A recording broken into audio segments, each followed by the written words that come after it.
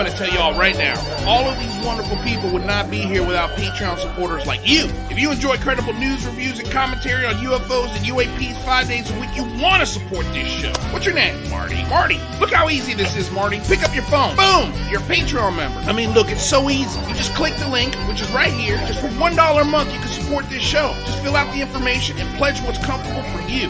It could be $1, $5, $10, or who knows. Just support.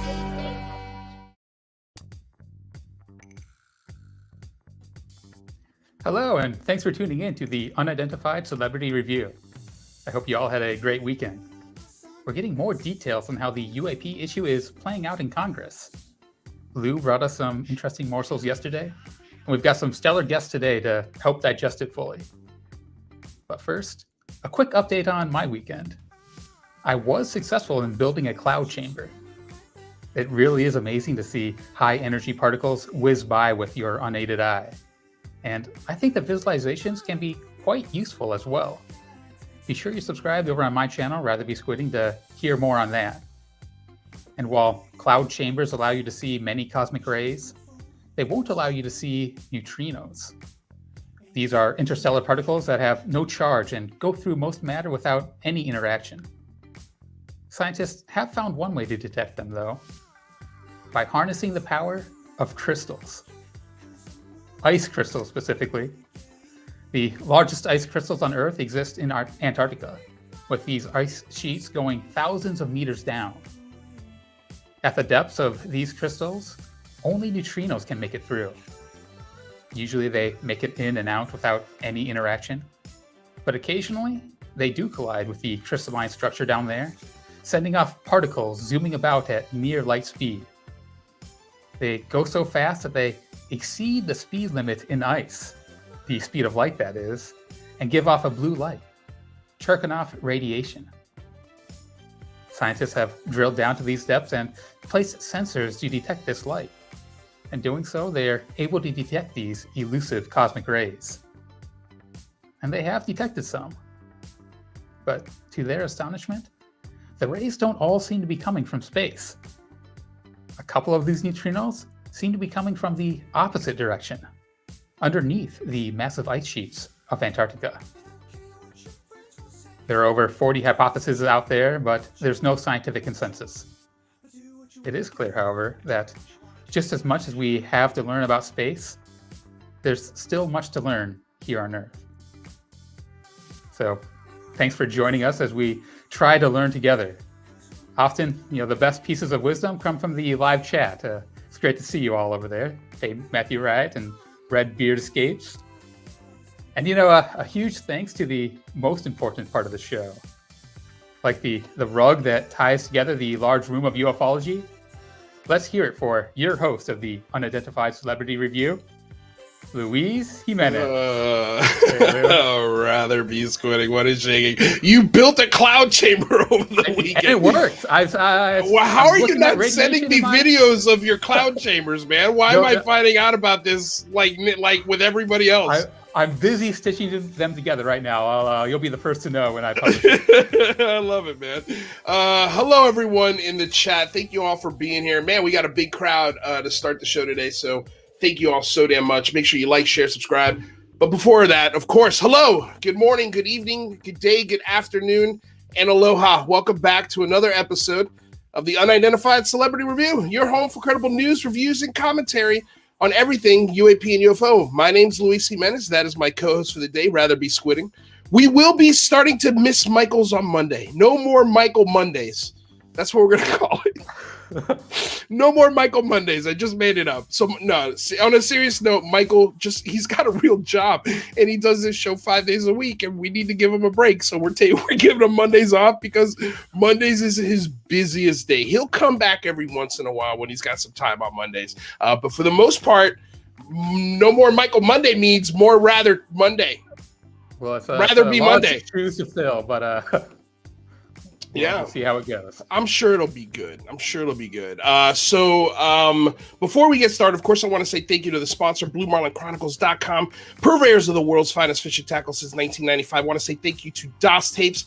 They provide all of the sick jams that you hear on the show. Their band or their SoundCloud link is in the description below. And yeah, of course, check out our Patreon. Check out the links below. There's wonderful ways to support. The beautiful thing about the show is that you don't have to pay to support to see the whole show or get early access or anything like that. Everything is available at the exact same time to everyone else. So that's what's fun about the show. It's you want to support us because you love it. Love it. And we got a lot of loves out there. A lot of folks on the Patreon. I think we're up to almost 70 people on the Patreon. So thank you so damn much for all that support. Honestly, it goes a long way to making sure that we could do this show 5 days a week between the Singularity Lab and the Unidentified Celebrity Review. So there you go. $2 donation from Alex Melius. Rather, don't drink the Kool-Aid, bro. You are number one. Just coffee in here. Just coffee in there. Love it. All right. So we've got a really cool panel today, and we're going to get really nerdy on bills, bills that are going across the Senate and the House of Representatives. And I figured who better to talk to than to Jazz Shaw and to Alec Sears, who both are here today. Alec Sears is the chief correspondent, UFO correspondent at the Daily Caller, and has researched UAPs for several years. He's an experienced in the political realm and is very familiar with the inner workings of Washington, D.C. So a perfect gentleman to have here. And we've also got Jazz Shaw, friend of the show, pretty much a staple here every week on the show. He was an editor and reporter for Salem Media and The Debrief and the U.S. veteran, also a follower of the strange and unusual. Jazz Shaw, Alec Sears, how you guys doing? Doing good, man. Glad to be here. I'm glad you're here. Same here. You know, Alex is a great guy to have here because anybody that follows my work at Salem will tell you that I steal from Alec all the time.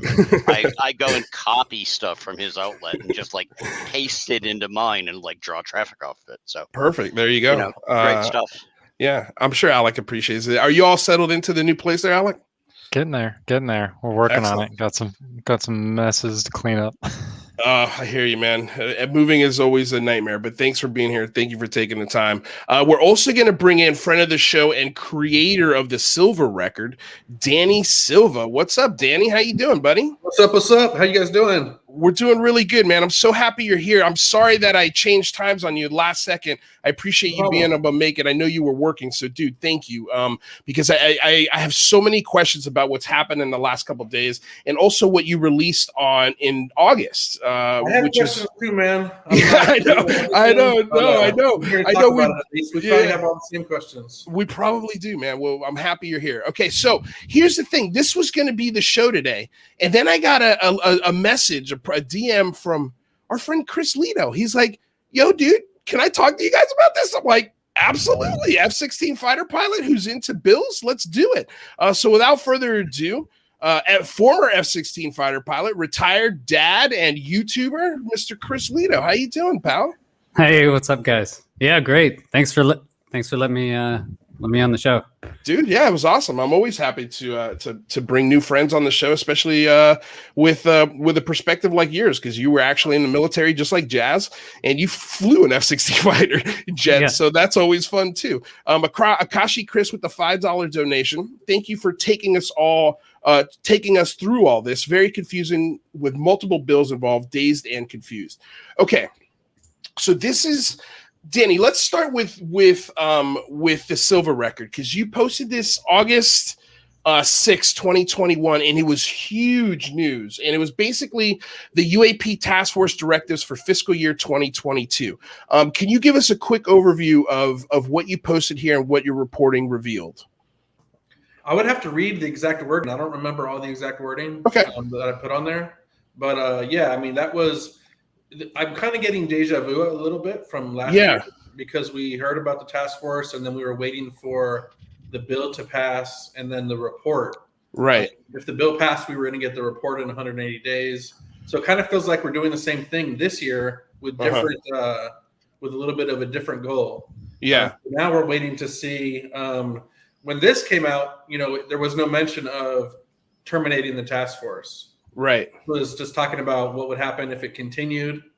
And then over the weekend, we got that other bill that's talking about terminating the task force and making a permanent fixture, which is doing better. And according to Dean Johnson, who kind of broke the story, a lot of the political stuff, I'm just not up on, and I don't understand it. But he's saying these are both proposals, right? That they still kind of have to be hashed out, I guess combined in some way, if I'm not mistaken. Then at that point, they're passed. Yeah. So yeah, we're waiting for, I guess, the final wording, which I don't think either of these. It doesn't seem like either of these are the final wording. Show the final wording, and then it has to be passed, and then the clock starts again after that, kind of like last year.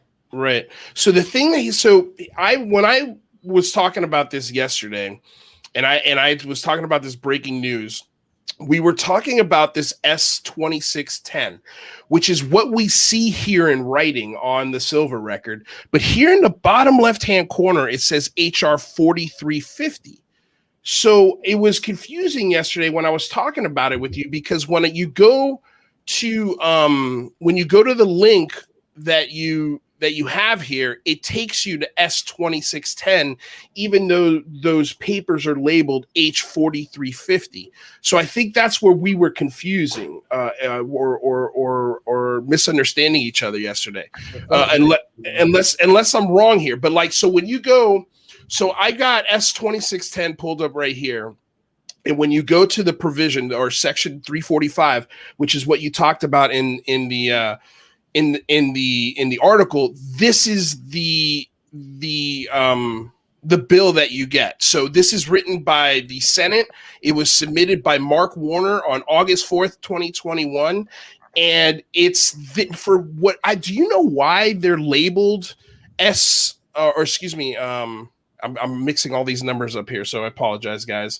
But on the Silva record, it had the HR 4350 on the bottom. No idea, man. Okay, yeah. But the HR I thought was the one in the House. It is, yeah. It is, yeah, but the link you have one is the one in the House Senate. resolution, and the other one is the Senate bill, and it's going to work out the same way. I'm sorry to jump in. Yeah, no, please. It doesn't have to be about UFOs or anything else. Everything that goes through Congress, you get a version initially in one chamber or the other, and they eventually have to be worked out and either agreed upon. So the same thing gets voted on, or two different versions, and then they go to reconciliation.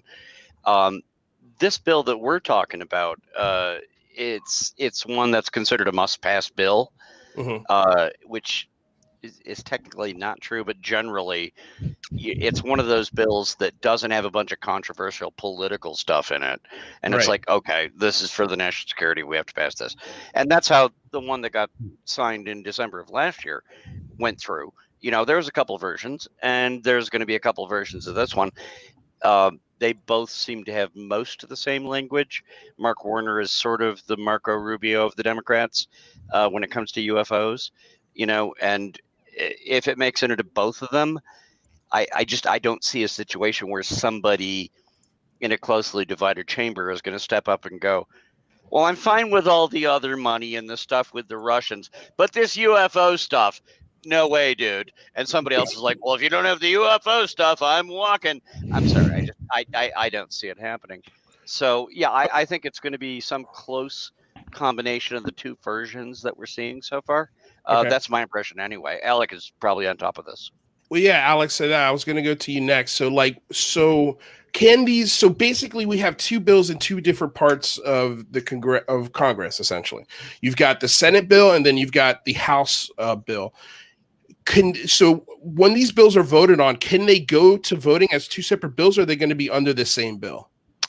So it can kind of go either way. Because the bills are different. I mean, the HR 4350 is a lot more detailed than what it wants. It is. It's also asking, I believe, if I'm not mistaken, it's also asking for a public version of the report.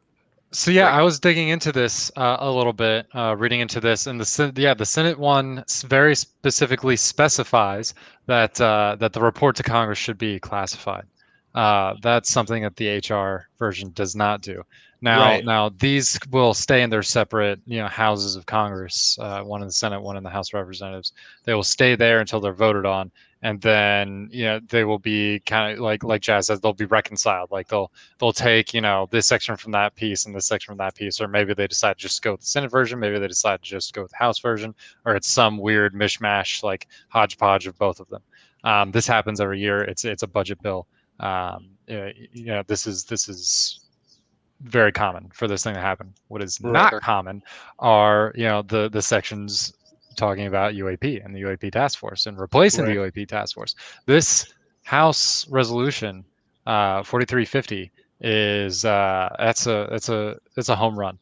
It really is. Yeah, I mean, I'm sitting here, I'm reading it, and I'm like, oh my God, this is essentially, and I mean, Alejandro Rojas was sort of hinting at this earlier, that it's essentially a new version of Blue Book. In a way, I mean, is what they're asking for. It's a permanent task force that's going to look at this for 4 years, I believe they laid out.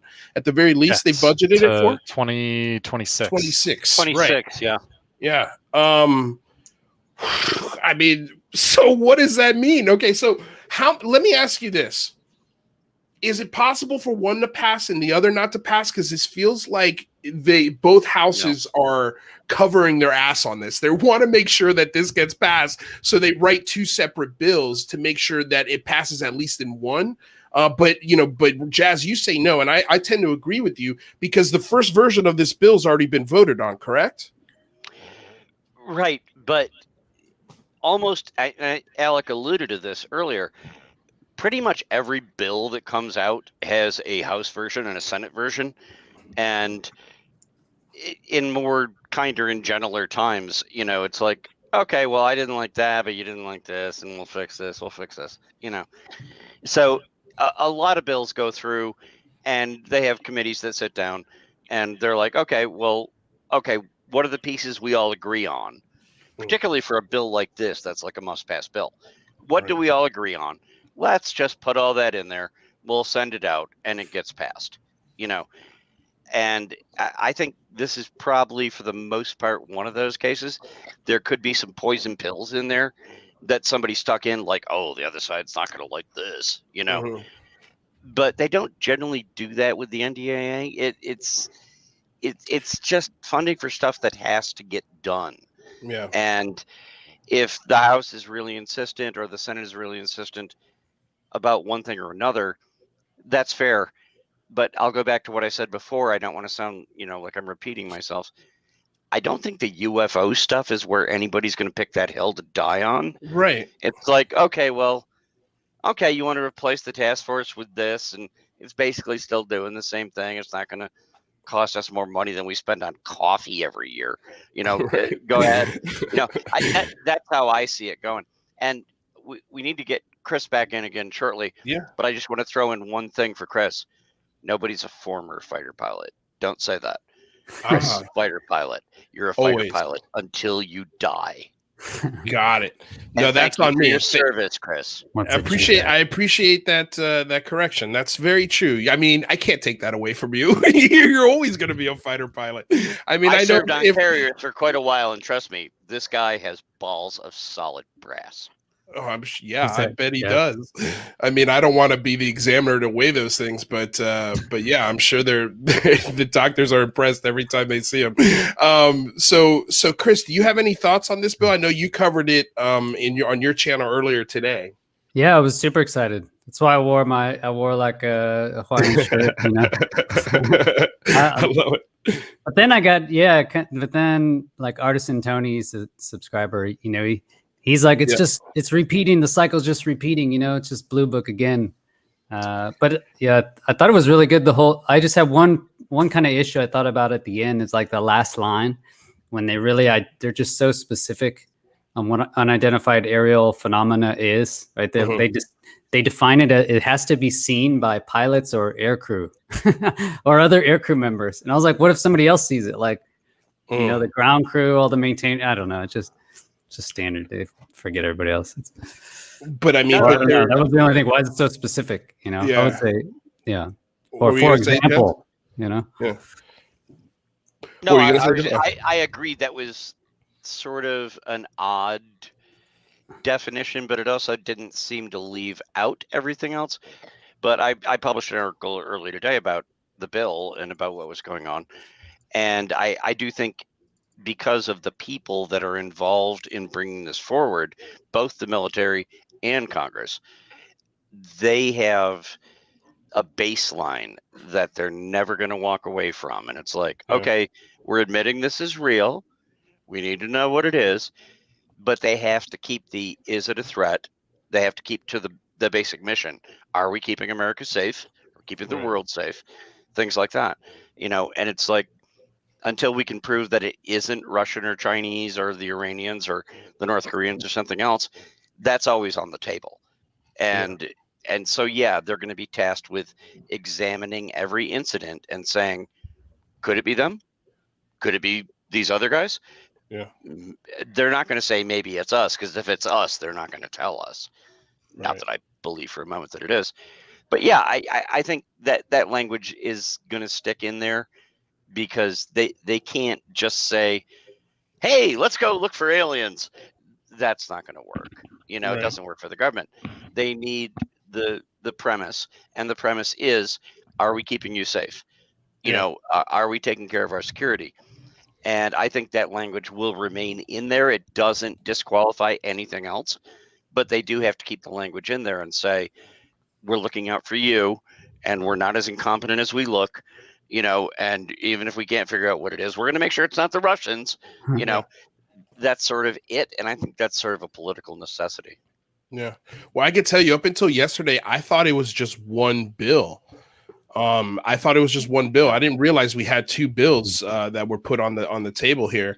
So I mean, go for it, rather. Well, I guess at the end of the day, there is going to be one bill, right? It's going to be the House, whatever passes, the Senate and the House is going to have to come together and both agree on one bill, and it's probably going to be a combination of these two different bills. Is that correct? You know, Alex or Jazz? Or can I chime in? Or go for it. Yeah, the S. I was just looking. The S stands for Senate bill. You know, that's why it's S.2610, and HR is House bill. But it's also specific to Intelligence Authorization Act. You know, if you look through like the actual S.2610, it's a very short document compared to the other one. You know, and it's very specific to like intelligence services. So I don't know if maybe that's like a different pot of money or how they fund it or something. Maybe it's more classified space stuff or something. And then the H.R.4350 is like your full up National Defense Authorization Act. You know, it's like hundreds of pages, includes everything, and has way more detailed information. You know, you can just tell. It's a way thicker bill. It's a way thicker bill. Oh, I see what Chris is saying, and that's absolutely true. But let's keep in mind when Congress passes a bill to literally name new post offices, and believe it or not, those bills pass every year because you have to have congressional approval to pass it, you know, like a name for a new post office. There's never just one bill. It may have happened a few times in history where one chamber passed a bill and the other chamber grabbed it and they were like, oh, this is totally fine, you know, and they both voted on it, and then that happens. It's been a long time. There's both chambers get a say, and then if you're lucky, they'll have private meetings that you're not watching, and somebody will go, okay, we're okay with this or not, and they're like, okay, well, we'll take this, and then they'll get to, but they still both have to vote. Both chambers have to vote. They both have to pass it, and once that happens, that's the final version. Goes to the president's desk. Does the president sign it or does he not? The more contentious ones are generally the big budget bills. And then they're going to fight tooth and claw. And there's going to be one version in the House, one version in the Senate. And if they can't come to an agreement on a budget bill, they'll go into what's called reconciliation. And that means both sides go, well, we're going to vote on ours. We like ours. And the other chamber the Senate's going to say, well, we like ours. and then a reconciliation committee will be appointed, and they'll go in and they'll negotiate and do horse trading and go, give me this, give you that, blah, blah, blah. And they'll get a combined one that smaller group will agree on and pass, and that can go to the president. And that's what happened with the last IAA that actually got the report that we got last June. That's how it happened. But it wasn't really contentious. It was just like, small dog bones here and there. Right. Yeah. It was stuffed in a much bigger bill where everything else really is what needs to get passed. And they're kind of just sneaking this in there. Essentially, they're like, we also want this. I feel like with the Senate bill, they put it pretty much in the middle of the bill, whereas in the Congress's bill version of the bill, they put it like, I don't know, 3/4 of the way through there.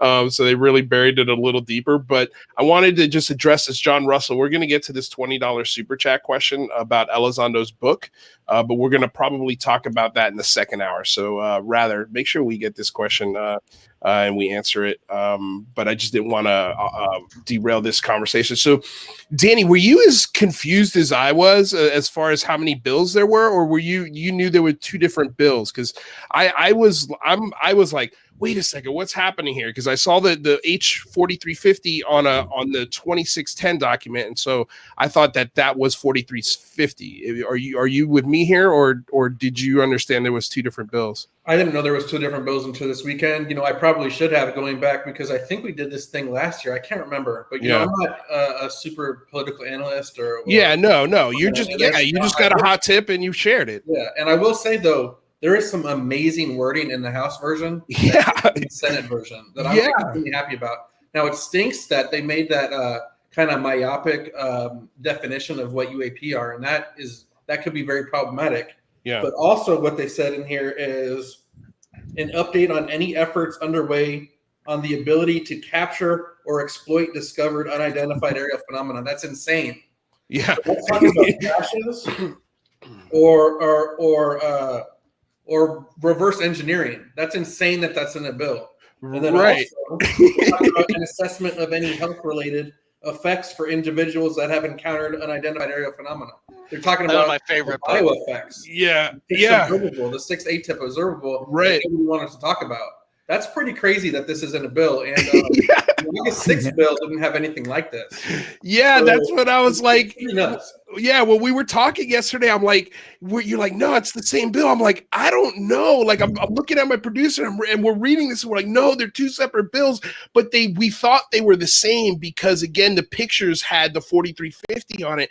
And then when we clicked the 2610, we're like, yeah, they're the exact same. See, this one says 4350. This one says 2610. So we're like, it's the same bill. But then we're like, no, this is not right. And so then we went and looked for 4350. And I think you're right, dude. The bill on 4350 is the one we want passed, without a doubt. Let me ask you, Alec, between now and the end of the year, what are things that, for example, if we want to throw another, say, 2 or 3 templates on the Big Phone Home website, what could we specifically ask for in the next 4 months here until the end of the year to possibly get some wording either changed? I definitely want to see a public report wording in there somewhere where because the idea is that when this bill passes, we are supposed to get, Congress is going to get a report every 90 days and a yearly report. So that's 4 quarterly reports and 1 yearly report. That's 5 a year times 4 years. That's 20 reports. So, we should be getting public versions of this. We are very much entitled to it. So I'm curious, what are your thoughts on that, Alex? Yeah, so if I'm reading this correctly, it's already out of committee and has been reported to the floor. So you can basically contact any member of the House and be like, hey, on this, authorization act, let's see some work done. Toss an amendment in there, and let's just throw the word public in there somewhere. Correct me if I'm wrong. The 90 days is in the Senate bill. Yeah. And the House bill is asking for a annual report. So that I believe House bill is once a year. Yes. Yeah, you're right. So hopefully they'll take the best things out of both of these.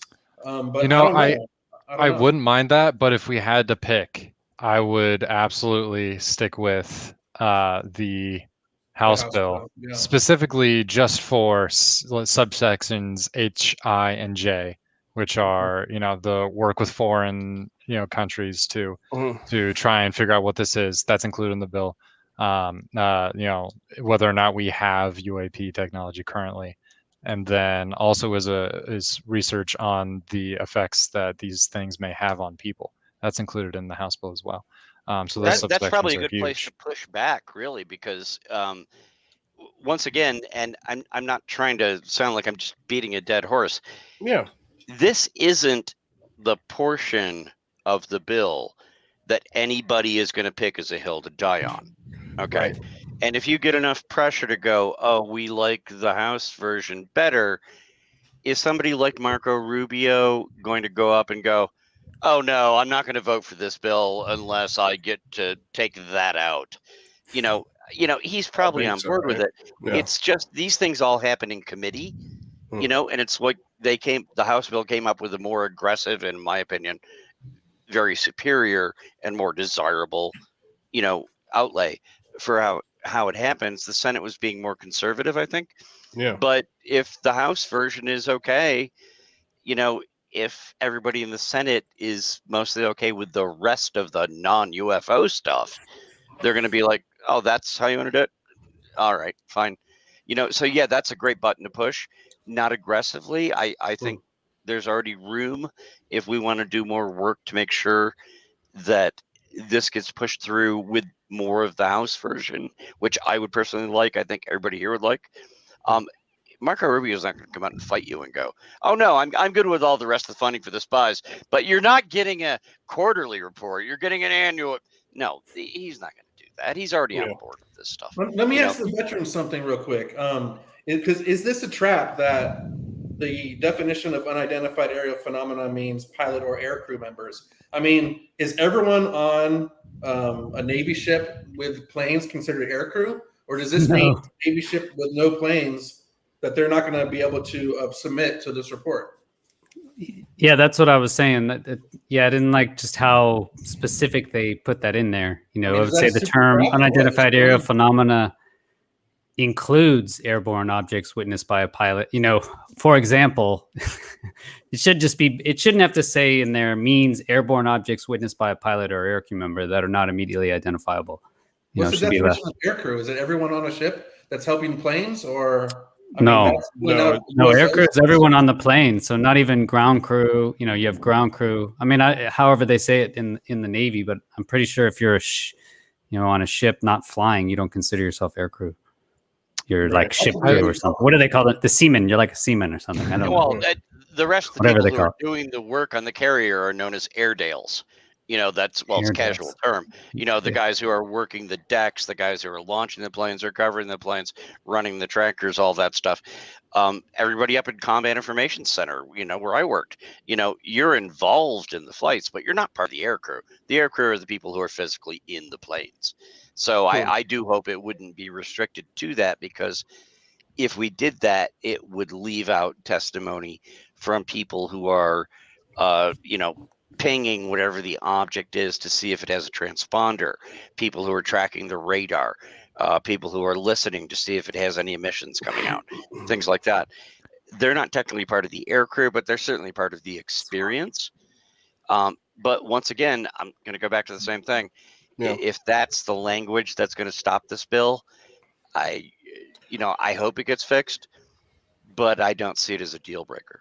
Yeah. No. I don't think anybody's sneaking that in to say, let's make sure nobody gets to talk except the pilots and the other two people that were on the plane. This is the military we're talking about, right? Well, I would generally chalk this up to someone being somewhat uninformed on this issue. Exactly. Just because if they're the people who write this bill, the congressman who submitted this, he didn't write it. Rep. Adam Smith, who submitted this bill, he has a staff full of lawyers and legislative assistants that wrote this. Somebody said, hey, include this section. They had it written up, but and it's someone who has an interest, but maybe they're interested as far as, they saw the 60 Minutes hit and they're like, oh, our pilots are seeing this. Let's just throw something in there just so everyone understands and knows what we're talking about when we say UAP. Something our pilots saw that they don't know. Let me That's ask what you they this. threw in there, and they didn't include everybody, and so it's a misinformed, underinformed, sense. Staffer. Yes. Yeah. So probably. let me ask this then. But can that wording, if that wording sticks, can it be used, improperly? Can they take advantage of that poor wording of the bill? Someone who was acting in bad faith absolutely could. Anyone who is going to do their due diligence in some kind of more permanent task force or department under the Secretary of Defense wouldn't necessarily ignore that mandate, but they wouldn't probably put too much weight onto it. It just really depends what kind of people you have and how hard they want to toe a line. We're getting off into conspiracy theory territory, but I'm a big believer in conspiracy theories. What Lou is asking about, that's a very legitimate thing. If that goes through and becomes law, if there's someone inside the Pentagon who is still part of the bastion that we know exists, and Lou Elizondo talks about, we know that bastion exists, that doesn't want to do things. If you're, for example, Susan Goff's lawyer, and that language goes through, then you can say, oh, well, that didn't come from a pilot. It came from a radar operator, so we don't have to tell you. So, yeah, I could see situations where that could be used to disadvantage for anyone who's really trying to keep information secret and sort of thwart the entire process that's going on. But again, I think Alec is completely correct. A lot of this is being written by people that were alerted by their constituents, alerted by people in this community, people participating in the Big Phone Home. But the information is landing in the laps of people who 6 months ago were like, really? Aliens? And so we're getting the best we can get. What about the briefings? This section we're talking about, this is not the focus of this bill. It's the intelligence community. It's a huge, vast pool. We're lucky to be getting our interest included at all, is all I'm saying. Right. And if you go, well, the whole bill's a failure if we don't get everything we want. Nobody's saying that. Right. Nobody here is saying that. I don't think we're going to get it, but it's not, at least so far, in my opinion, it's not a sign of evil intent or, oh, we have to hide the aliens. It's mostly like, oh, this is something people really care about, and it's come on our desk, so we're going to put it in. But yeah, most of them don't really know crap about this, and it's a few aides running this. So I would hope that those. Wait, say that again, Danny. We know there's been a lot of classified briefings all over the place for a couple of years now, at least. And I would hope that they affected this bill too, and not just constituents only. Right. No, I mean, look, man. Yeah, there's been a lot of work done behind the scenes from 2017 up until now that has gotten this in place. And you could bet your ass their last names probably end with Mellon and Elizondo. Like, they had a huge part to do with this. The Big Phone Home, if it had a part, man, there's no measurable way for us to determine that. I hope it did. I know it didn't hurt the effort, but I am not taking credit for that. That is all Elizondo and Mellon. I mean, those guys have been putting their careers on the line for this. But rather, you were going to say something. Sorry, bud. Oh, well, yeah. I mean, I think that aircrew language is interesting. It would kind of specifically forbid information about like NORAD satellites detecting UFOs to make it into these reports, which might be a huge source of data. Yeah. Oh, I didn't see that. Well, that was, NORAD? Well, saying that it has to be an airman, Well, it does say geospatial too. Would preclude any exclusive carve out, like no NORAD information. That would be showing their hands too much. In the House bill, it does have, in the annual report, it does mandate that the analysis of data include geospatial, signal, and human intelligence. So, I think that kind of, in general, nullifies the definitions. The definition is really just, kind of for like a general use. So clearly, if some intelligence is, covered by signals or geospatial intelligence, it has to be reported. That's what this is mandating. Okay. Well, let me ask you this, Jazz. I want to ask Jazz this because I'm sure you've seen a lot of defense bills in your time. how much of the wording of either one of these bills, and which bill do you think makes it into law? Which one makes it to the president's desk, and which one do we see next year? Do you think, if you had to take a guess? I don't want to be argumentative, Mm-hmm. but the question is a little bit flawed. Right. The bills don't match. So right. It's not an either or question. It isn't a case where one of these bills will make it to the president's desk. It could be a mixture of both. It's always going to be a mixture of both. Okay. For one of these that goes through and doesn't run into a stone wall like some of the really contentious legislation that we deal with, nobody on this bill is going to go to the wall and go, I want every sentence and every period and every comma, and it's our way, or no way, you don't get the votes. On this is a must-pass bill. They're going to go and I don't want to disappoint everyone. Yeah. But the people who are making the final decisions at the top of the committees in both chambers, who are going to decide what the final combined thing is that goes to the president's desk. Yeah. There's nobody I can think of that is sitting there worrying like, okay, the rest of this is good, but what about the UFO stuff? I'm sorry, it's going to be kind of an afterthought. I'm not trying to be depressing, and people are going to have input, and there will be folks who wrote that on both sides, and they'll be like, we'd like this, but they're not going to walk away from the bill because they didn't get everything they wanted on the UFO stuff. No, we got that. But what I'm asking is, like, what parts of these do you think will make it, if any? Do you see anything in the wording of these where a senator might go, no, or do you think, as it's written, both versions of this are combined and then pass as one bill? I think both versions, having spent the afternoon and reading all Tim McMillan's stuff and going through it, I don't think there's one person that's going to change their vote based on what the final language is.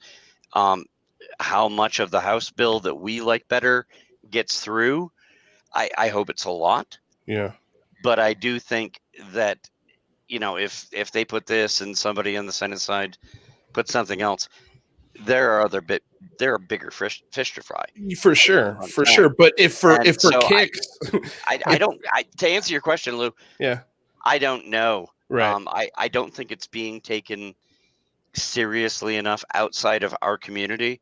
Yeah. There are so many bigger things in there for sure that members in both chambers are worrying about. Whatever makes it through, I don't know what it's going to be, but I think it will make it through because there's agreement on both sides. We need something about this, and it's going to get passed.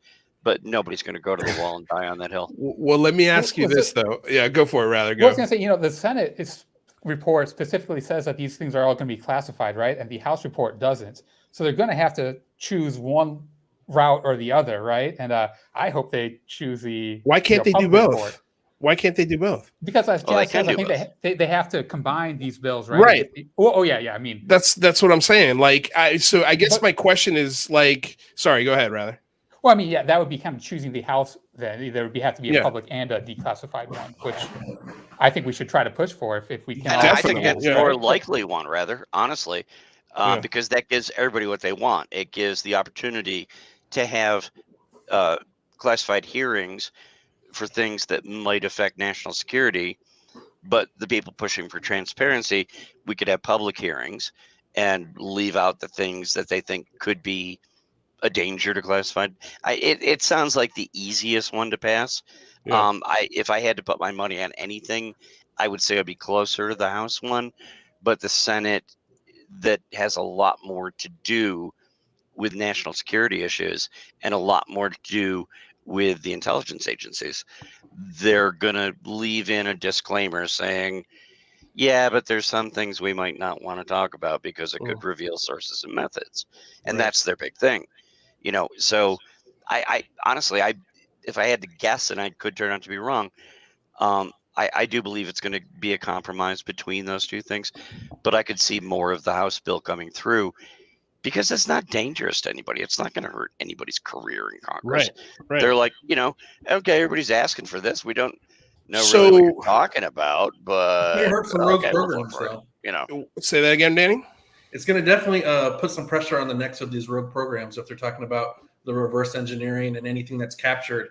I would think that a lot of this did come from briefings, and the people that gave those briefings, I think now they looked at this, they saw this template, and so now they can go back into the ears of the people that wrote this and say, hey, switch up that definition of air crew because that doesn't make sense. Leave this, leave that, because obviously people have access to whoever wrote this. Right. I think those people are Lou, Mellon, and other people that we don't know the names of. Right. I agree with Danny. Yeah. Which one did Lou read? Which one did they read? Did Lou read with Max? Was it the HR bill? Yeah, it was the HR one.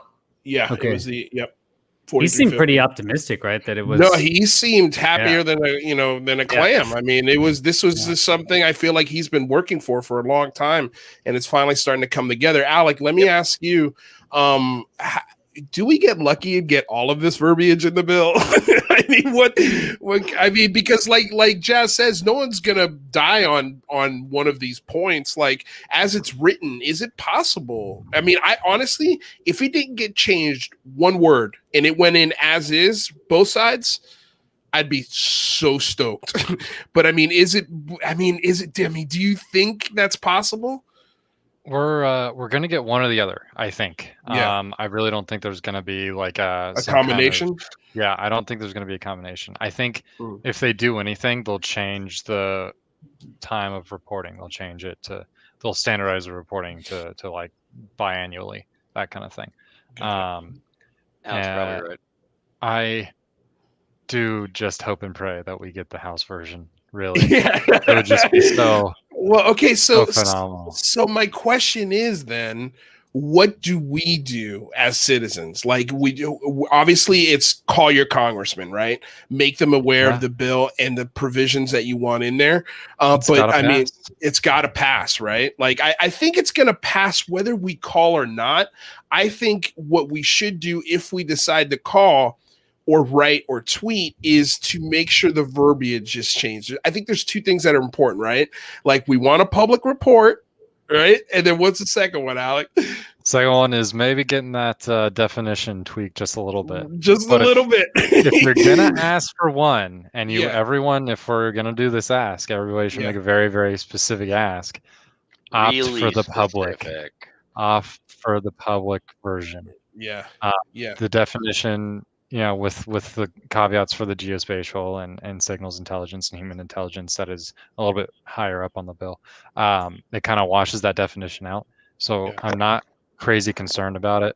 But if we can get just public, the word public in there. Yeah. It's gorgeous. It's the simplest and easiest amendment of all time to a bill is just slide the word public. Well, they kind of phone it in though, like we saw with the UAPTF report, where it was a super. But still, I still say let's get the public one. But I would expect something like that to happen again, where we're hearing it's 80 pages behind the scenes and we're getting 8 or whatever. But I think though, if we're getting it biannually, and guys, correct me if I'm wrong, I think we'll start to get some more leaks. Am I crazy? If there's a biannual report for the next 4 years, and congressional meetings happening behind the scenes, do you think some of these congressmen and senators start leaking pictures or photos or videos? They could go to jail if they do, but I don't know if congressmen will do it, but because we already have materials that the UAPTF has being leaked by a variety of sources, chief among them Corbell, and so more of that is going to come out. The more they talk about it. And it maybe not comes from the congressman, but somebody, right? But that's not how the sausage is made in Washington. I'm not trying to be Debbie Downer here. No, this is why we brought you, Jazz. Again, it's going through. It's definitely going through. We have a panel of literally a handful of people sitting here who are heavily invested in this subject. Right. We have 100 senators and more than 4 times that many House members who are in the middle of bloody political wars and all this other stuff that's going on right now. Right. And they have to get the IAA passed. Nobody is going to go to the mat over this.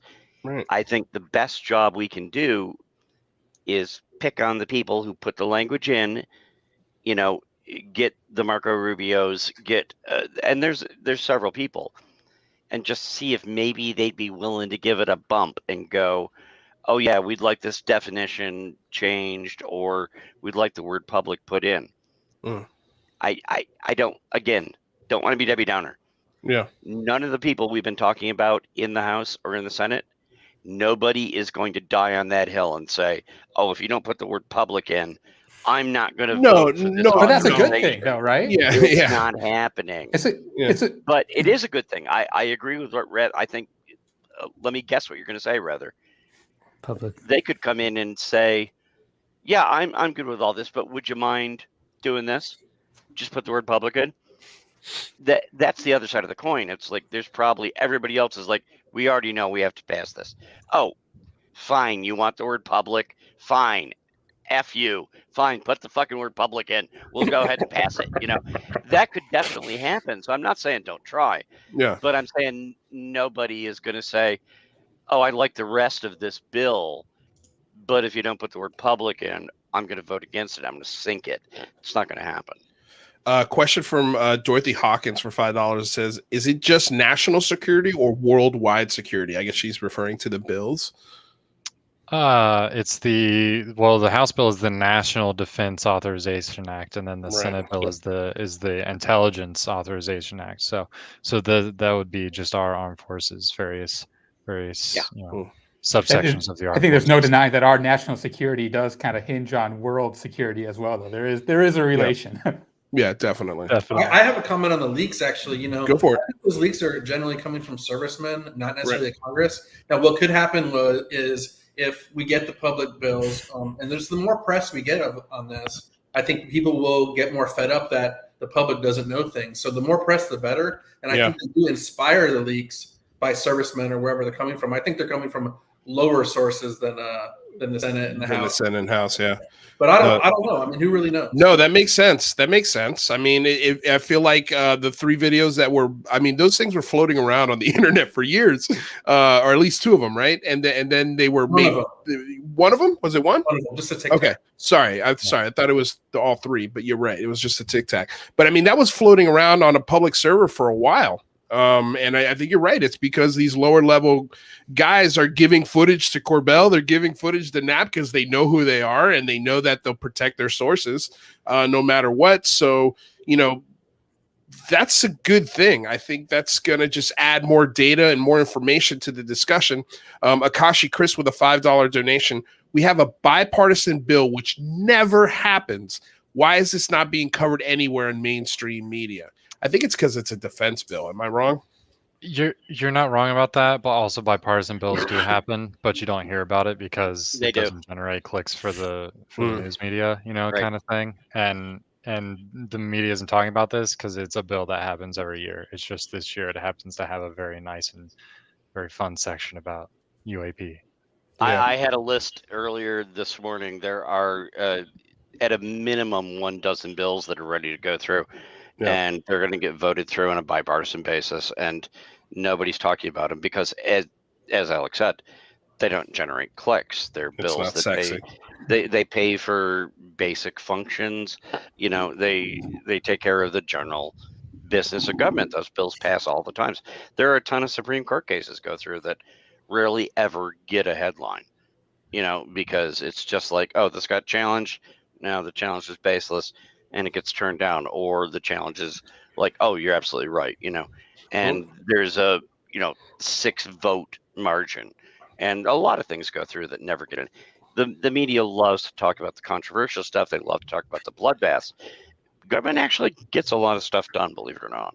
But you want to know something? The new media loves talking about bipartisan bills. So do us a favor, like, share, subscribe to the show, because we like bipartisan discussions on this channel. So especially when it comes to the topic of UAPs, another $5 donation for Turk Economy. Thank you for donating. It's the first time I've seen your name. So welcome to the family. What's your thoughts on the DHS 40 UAP I guess it means 40-minute UAP video that Lou acknowledged in his past podcast as a question from the chat. Apparently, it's confirmed is real. Does anybody have any thoughts on a 40-minute video?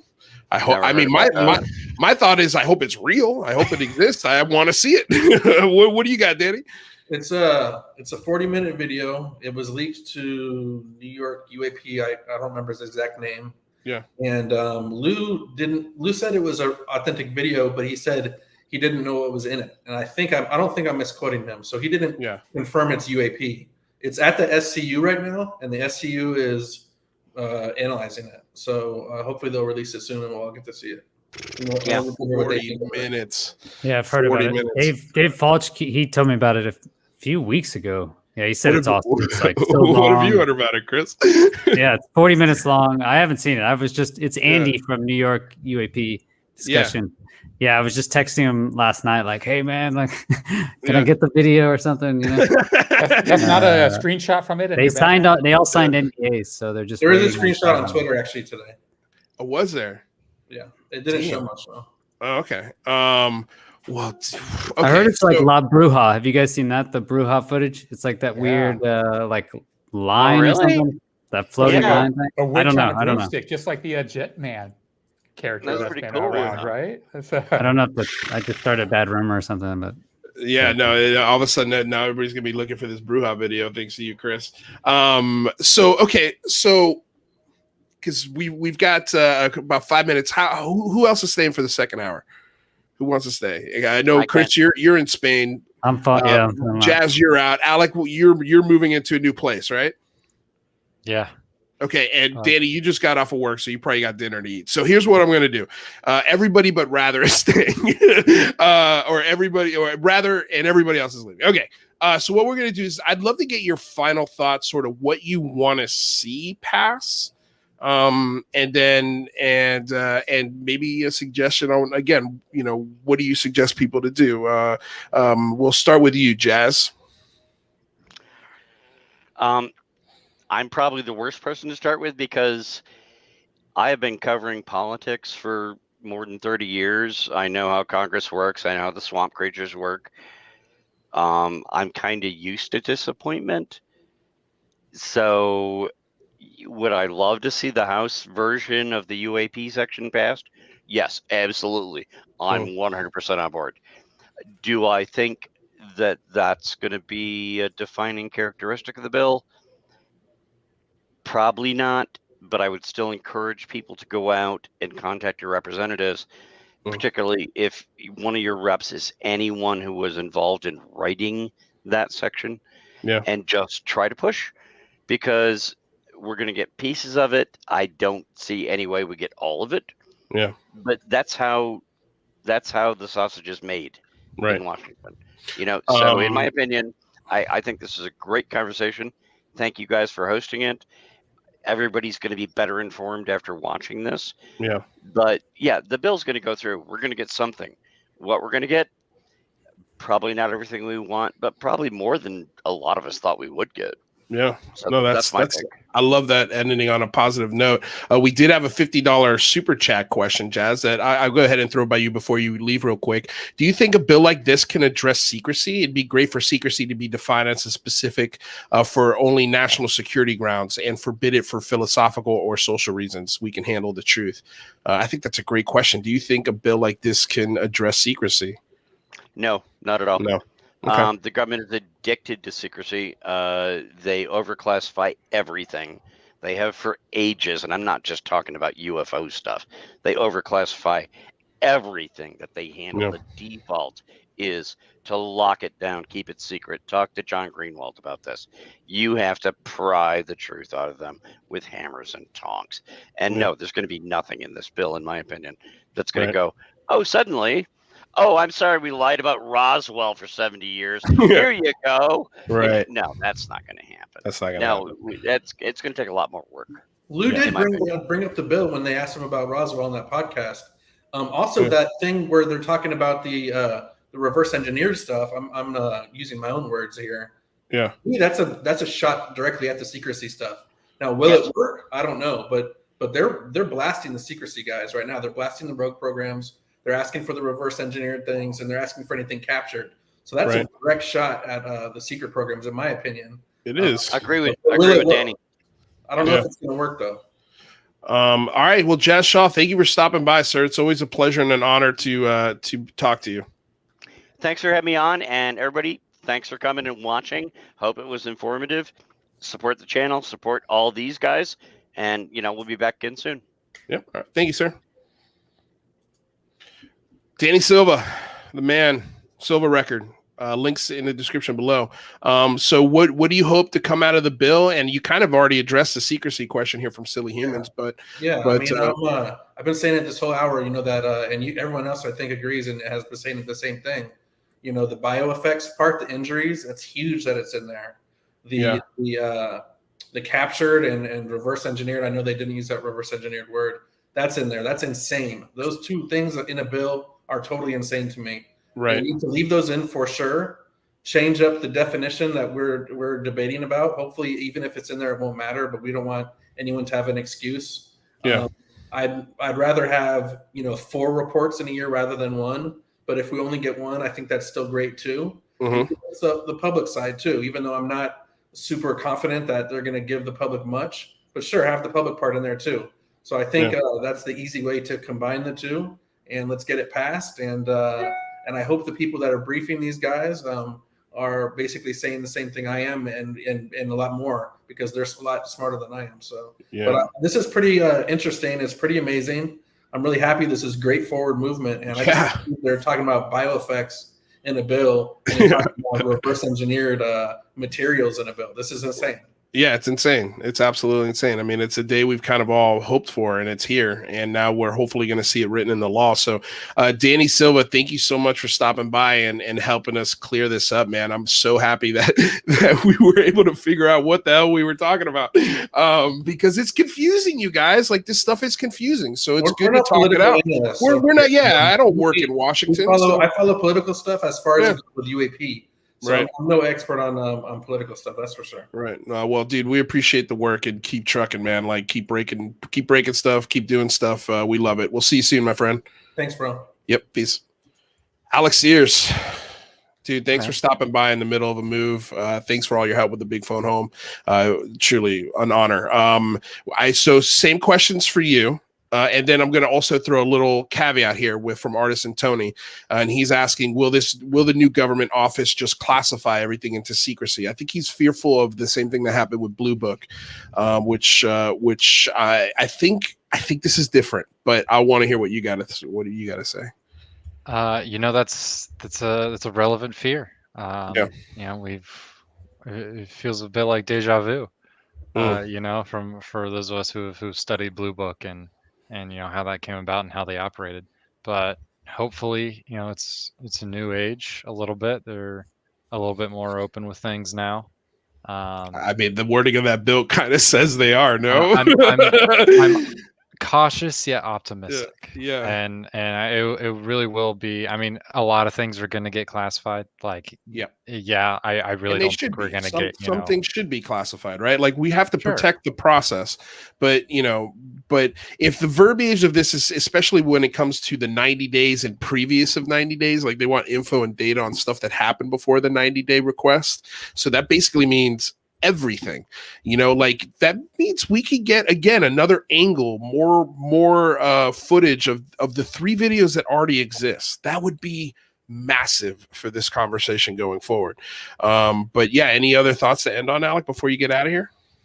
Man, I'm with Danny. The 2 subsections talking about, possibly reverse engineering or capturing or exploiting discovered. The subsection I uses very specific language, which I thought was really interesting. It's efforts underway on the ability to capture or exploit discovered unidentified aerial phenomenon. And that's just, it's very curious. John, we're not ignoring your question. We just didn't want the book to trump the conversation about the bills. We're going to talk about your question in the whole second hour. We're going to be talking about the book.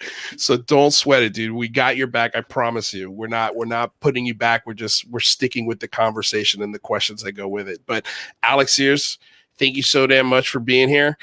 Do you have an opinion on Lou Elizondo's book real quick before you get out of here? Good thing, bad thing? Good for him. Good for him, right? I think so. Okay, cool. We'll see you soon, buddy. Everybody else in ufology's got a book. Why not him? Why not him, man? I think we're probably going to have the most fun book to read, but we'll see. All right, dude. We'll see you soon. I appreciate your expertise and help. Y'all take care. Ciao. Chris Lehto, F-16, retired F-16 fighter. Retired. Yeah. Retired. There you go. Not former, apparently. Or Jazz gets mad at you. And Jazz, hey, man. Jazz old school, dude. I never cross him. So he says it goes. That's the way I usually run my life when it comes to Jazz Shaw. If he says to do it, that's the way I'm going to do it. Anyway, but dude, thank you for stopping by. Thanks for asking to be on the show. I truly appreciate it. Yeah, I hope it was cool. Dude, it was cool as hell, man. It's like 1 a.m. here. I'm so tired, but dude, we don't get to talk to F-16 fighter pilots. Yeah, no, I saw it on your face this morning when you posted your video. I saw how I was like, damn, man, I'd love to talk to him today. And then you hit me up. I was like, cool. Yeah. So, there's two points, I guess. I just wanted to kind of bring up the House bill. The things that are really strong about it as well is it links funding actually. So it's actually under subtitle E, other matters. If you look on there a little bit up. So it links it to specific funding, which is, I think, really strong. And then the other thing that is really strong in the House bill is it sets a office. So it actually creates a permanent office, right? And in the Senate bill, it just says, hey, fund the UAP task force for next year. So they could just be like, funded for next year, and then they just whitewash it. We're searching. We didn't find anything, and then they just drop the funding. So I think that's probably more important. It's just that they have a permanent office. No, I agree, and I think that sort of emphasizes why you should maybe call your congressman, and especially if they helped write the bill. So check your state, see H.R. 4350, and see who helped write it, and if they're in your state, call them and tell them that you really want the verbiage change or whatever your requests are. One thing is I've heard this like wise postman Ron. He said I asked him how to get through bureaucracy, and he said that honey attracts more bees than vinegar. Honey attracts more bees than vinegar. So I would thank him actually. I would send an email. Yeah, saying, absolutely. Thank you for getting this amazing UAP wording into the bill. We think it's amazing. We really hope it's a permanent office and that public gets in there and thank them for their efforts. Usually that works better. I agree.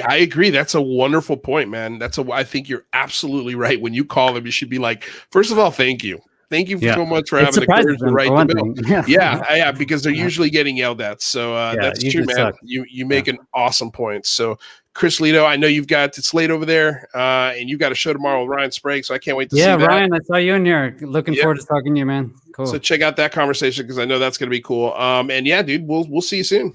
Awesome. Thanks, Luis. See you. Our pleasure. Yeah. Rather. Hey, well, it's a interesting day, interesting weekend, huh? Interesting weekend, man. And we finally got some clarity on a lot of this stuff, which is nice. Chris Lehto completes me. I agree, Artisan Tony. He completes me as well. By the way, I got to email you back availability to come talk to you on your show. I think, anyway, I'll think about it. Sorry, there's a lot of stuff going down. But I'll get back to you, Tony. Talk about some of his more interesting theories, too. I don't know if you saw his latest video, but he has got some interesting kind of Gaia Earth kind of theories, which I'd love to dig into more. Chris Lehto does? Yeah. I think I missed that video. I think it was 2 videos ago. You should check it out. Makes a compelling case. Okay. All right. So let's reset the room, shall we? There's nobody here really to reset. That's Rather Be Squidding. He's got a YouTube channel, so go check it out. Rather Be Squidding on YouTube. Of course, like, share, subscribe. Check out the podcasts, which are available on iTunes and Spotify as soon as the show's over. Ring the bell if you can. And of course, we've got a special message from our sponsor. I don't know if it's a sponsor, but I like it. I'm going to tell you all right now, all of these wonderful people would not be here without Patreon supporters like you. If you enjoy credible news, reviews, and commentary on UFOs and UAPs 5 days a week, you want to support this show. What's your name? Marty. Marty, look how easy this is, Marty. Pick up your phone. Boom, you're a Patreon member. I mean, look, it's so easy. You just click the link, which is right here. Just for $1 a month, you can support this show. Just fill out the information and pledge what's comfortable for you. It could be $1, $5, $10, or who knows. Just support. Okay. Just support. So let's get to Lou Elizondo's book, shall we? Rather. Yeah, let's do it. Did you hear about this story? So first of all, I have a poll up and ready to go. So let's take a look at the poll real quick before we have the conversation. And also wanted to pull up the article from the Hollywood Reporter because I'm very familiar with this magazine. This is where all of my friends are announced as way more famous than me. I can't tell you how many times I've read the Hollywood Reporter where one of my friends just got a brand new awesome job. Wait, you watch that more than TMZ with? Excellent. Rather, both great excellent. Programs. Both great programs, indeed. But this is not really that different. I mean, Lou Elizondo is a friend of the show. He follows me on Twitter, so that's kind of like I could call him a friend, right? But yeah, another friend in the Hollywood Reporter making some big news, and so this came out today as well. Former Pentagon UFO official Luis Elizondo to reveal shocking details in new book. The former head of U.S. government secretive UFO program will pen a book for HarperCollins that includes profound implications for humanity. Pretty wild stuff. What was okay? Well, hold on. Before we get to John Russell's question, let's read the poll, shall we? Okay, so the poll was: how does the announcement of a Lou Elizondo book make you feel / think? 6% of you said nobody should profit from UAP. 6%. By the way, there was 233 votes. 11% of you said makes me suspicious of Lou Elizondo. 36% said podcasts don't pay the bills, and 47% with the most votes on the question, take my money. People just want to they can't buy this book fast enough, according to 47% of the people in the poll. Where do you stand, rather? Or what was John Russell's question? Let's get to that because I don't want to ignore John. Because John Russell is one of the biggest supporters of the show, and I never want to make him feel like he's being ignored. But what was the question? Yeah, so he asked, will Elizondo break his NDA in his book? Is it a tease? And will there be any nitty-gritty, life-changing stuff? I think yes, and maybe. Well, you think yes to the breaking the NDA in the book? I think this is the start of his NDA starting to crumble, in my opinion. Interesting. I think. Go for it. Yeah, I would say no, and maybe. No, and maybe. Okay. Yeah. Well, it depends on what part of his, because look, this NDA that he has is a slippery slope. I think we could agree there, right?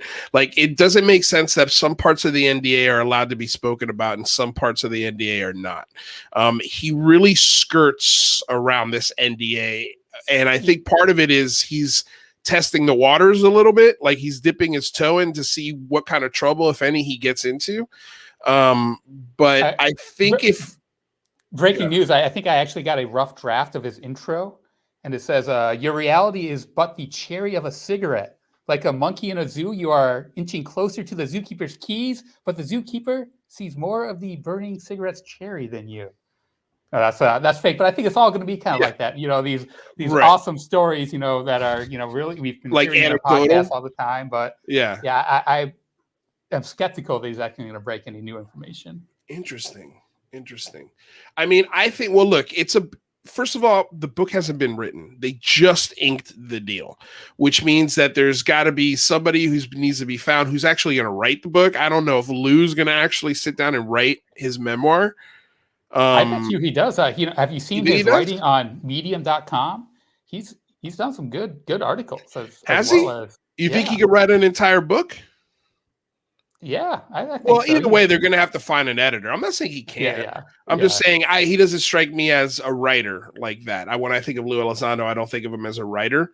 To write a blog versus writing a book, those are two completely different beasts. Completely different. And I'm curious to know who's going to edit the book. Yeah, well, and I think you made I don't even really know what the range of influence the editors really have. That will be interesting. Yeah.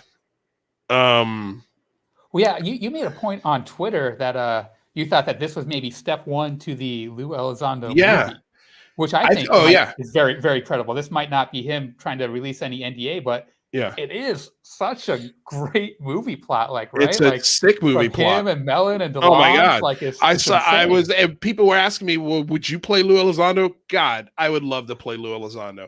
But let me tell you, I'd have to lose about 90 pounds to play Lou Elizondo, first of all. Second of all, they could always put a goatee on me like that, and I could shave the mustache. But I think Oscar Isaac would be a killer Lou Elizondo. He's an insane actor, and he's actually, I think, about the same height as Lou as well.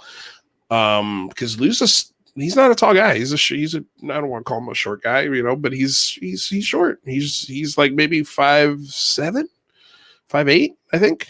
Like but I wouldn't mess with him. He looks like a Wolverine. Like I just wouldn't. When I met him, I was like, dude, you're ripped. But then, I think what do you got? $5. Well, and then UAP makes a good point. The Office of Secretary of Defense will be #1 editor for sure. What do you think about that? Yeah. I think that's accurate. There's no way that this book doesn't go through Susan Goff's desk or somebody, you know, that has to do with the messaging of this topic. But the reason why I think it's the crumbling of his NDA is, look, if this book gets written with lightning speed, we'll have it in a year, right? In about a year. So I'm thinking around Christmas time next year, you know, to hit the bestsellers list. It's going to be a stocking stuffer for folks. It's the time I would probably want to sell the book if I was going to write one. So let's say we get it a year from now, and let's say the bill passes, and it's got 95% of what it says in these two bills in the actual bill that goes through the president's desk. Depending on how if we get, you know, a report every 90 days, I mean, according to Lou, we're getting one every 90 days and every year. So we're getting quarterly reports and a yearly report, according to Lou Elizondo. That's what he said is going to happen. I don't know if he's got the inside track on what's going to be written into the bill, but he's very confident those will definitely be in there. So if that's the case, then depending, you know, if all the work of ATIP is revealed within this report and it's made public as to what they worked on, then what use is his NDA? You know what I mean? Like, why wouldn't he be able to sort of talk about it if they're making it public? Yeah, I do wonder what the technical rules are if, you know, things are public knowledge, but you are beholden to NDAs. If that public knowledge, I'm pretty sure the NDA is there in place to make sure that it doesn't go public. So if it does go public, I don't think that NDA holds any more water. You know, it's like signing. I don't know. I could be wrong on this, and maybe this is something we could ask Tim McMillan on Friday, because I am curious. Like, you know, is it like when I do a movie, they make me sign an NDA, or if some auditions make you sign, like if it's Apple or Nike or some huge secretive commercial, they'll make you sign an NDA, and you're not allowed to even talk about the audition. But once the commercial airs, the NDA is done. Well, sure. Let's say that you're in a reality show like Survivor, right? And you know who the winner is before it airs, right? And there's TMZ goes and publishes the winner publicly, and you're a contestant who has the inside information. I think that still, even if, you know, they've publicly confirmed it, you're probably still going to get in trouble if you go and like back that confirmation. So I think it probably matters whether it comes out in the report or if it's a classified report that the details get leaked. Agreed. I think that does matter. But at the same time, like, let's just go back to your example of The Bachelor in Paradise, right? My girlfriend loves that show. And TMZ leaks the winner the night before. Okay. Or let's just say a week before. So now there's time to ask the people in the show whether or not these rumors are true. I think if they answer before the show airs, they're in trouble. But as soon as the show airs, they can give they can write a book on the details of what happened and how it leaked and who leaked it and yada, yada, yada. You know what I mean? So I think it's kind of it sort of falls in the same realm as that. And that's, I could be totally wrong on this. Like we're just speculating here, but this is something that we can ask Tim McMillan. I think he'd have a pretty interesting answer on it. Well, yeah, I wonder the show airing in this metaphor. What's the corollary for the UAP topic? Is that the aliens manifesting and showing themselves, or is it, Congress telling us? Right. I don't think that we're going to get much details in the official, regardless of what passes here with these bills. Yeah. I think the best case scenario is we're just going to get more kind of summary reports like we got from the original preliminary report saying, right. We're studying 12 additional more cases. I think we're gonna have to fight to get more details than that. You think so? I do. I don't see any real language in these bills that kind of hint that we are going to get more information. It is the public, no, but I think look, we have to understand that Congress is made of people. They're regular, average Joes, just like you and me for the most part, especially the ones who go in there really naively and on it, like trying to do good work. The ones who've been there for 20, 30, 40 years, they're not naive to this issue anymore, or the process. I think if they start getting reports with videos and pictures and some really compelling and maybe even in some cases scary stuff, I think you're going to have a group of senators that's going to be like, okay, it's time. Like, it's time to have congressional hearings, and let's put this in a hearing. Let's talk about this. Like, I think a bill like this gets us to congressional hearings without a doubt. At the very least, it gets us that, no? Yeah, I hope so. Yeah, there's so many unknowns, right? Like, what did they see in the classified report? Right. Why hasn't that already done it? But I think it is. I mean, look at what we're talking about today. Look what's happened this weekend. Like, we have to assume it, just like Danny said, that they're being briefed behind the scenes, and this is why it's being put into the bill. Like, I disagree with Jazz a little bit that nobody's going to die on this. I don't think anybody's going to die on this, but then again, I don't think anybody's going to raise that flag to die on this. I think every senator and congressman look at this and go, yeah, okay, I'm good with that. I'm totally good with that. I want to know more because they're curious. It's bipartisan. Yeah, I agree. And it's, it's bipartisan. There's no real what's your opposition against getting more information on this stuff, right? You're gonna look really dumb. Like, you're gonna look, and that's why I don't think anybody's gonna die on the hill of changing this or fighting this. I think it's gonna pass. I mean, it's already gone through one vote, and only 2 people didn't vote for it. 2. I think it was almost 6 out of 60 votes, if I'm not mistaken. 2 didn't vote for it, so it's already gone through the first hoop. Now it's got to get, according to let me just take a look at the because it does say on the congressional website, it does tell you where the bill stands at the moment, and I think they haven't updated it, but it's got to go through it's been introduced, and then it's got to pass the House, pass the Senate, and then it gets to the president's desk, and then it becomes law. So we're already through one of the 5 steps, and I think we're close to passing the House too. So kind of the it's a little bit frustrating, right? Because you're right, this is all going to pass. No one's going to probably come out and be publicly opposed to it, but right, kind of the details, the smoke and mirrors of like when they're actually going in and talking about what is actually going to be the language in that bill, we don't really have a good insight into that, it seems, right? Well, not yet. I mean, we're going to have a really good idea of what this bill is going to say probably by December. And in November sometime. So essentially, we've got like 2 months. If you want to reach out to your congressman, you've got like 2 months to do it. I'd say a month. Like, you want to send that email or that tweet or that letter like now, essentially. So because it's not going to hurt to, first of all, congratulate them, like Chris Lehto said, say thank you for the introduction of this into the bill, but then also request 2 things. And I think that the things that everybody was sort of agreeing on is the language in which air crew needs to be changed, and and we need to have a public version. Small little word, public. Yeah, we just need reports. a public version of these reports.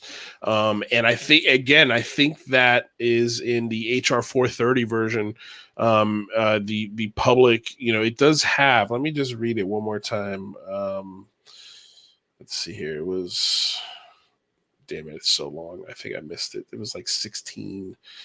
It was section 1650 something. 1643. But yeah, I mean, the big news is that this issue isn't going to die. It's right. No, this is not. Some people were saying, "Oh, the genie's going to be put back into the bottle." No, this is out of the bottle, you guys. Like, this is not going back in. So here, I'm looking at it now, and let me see here.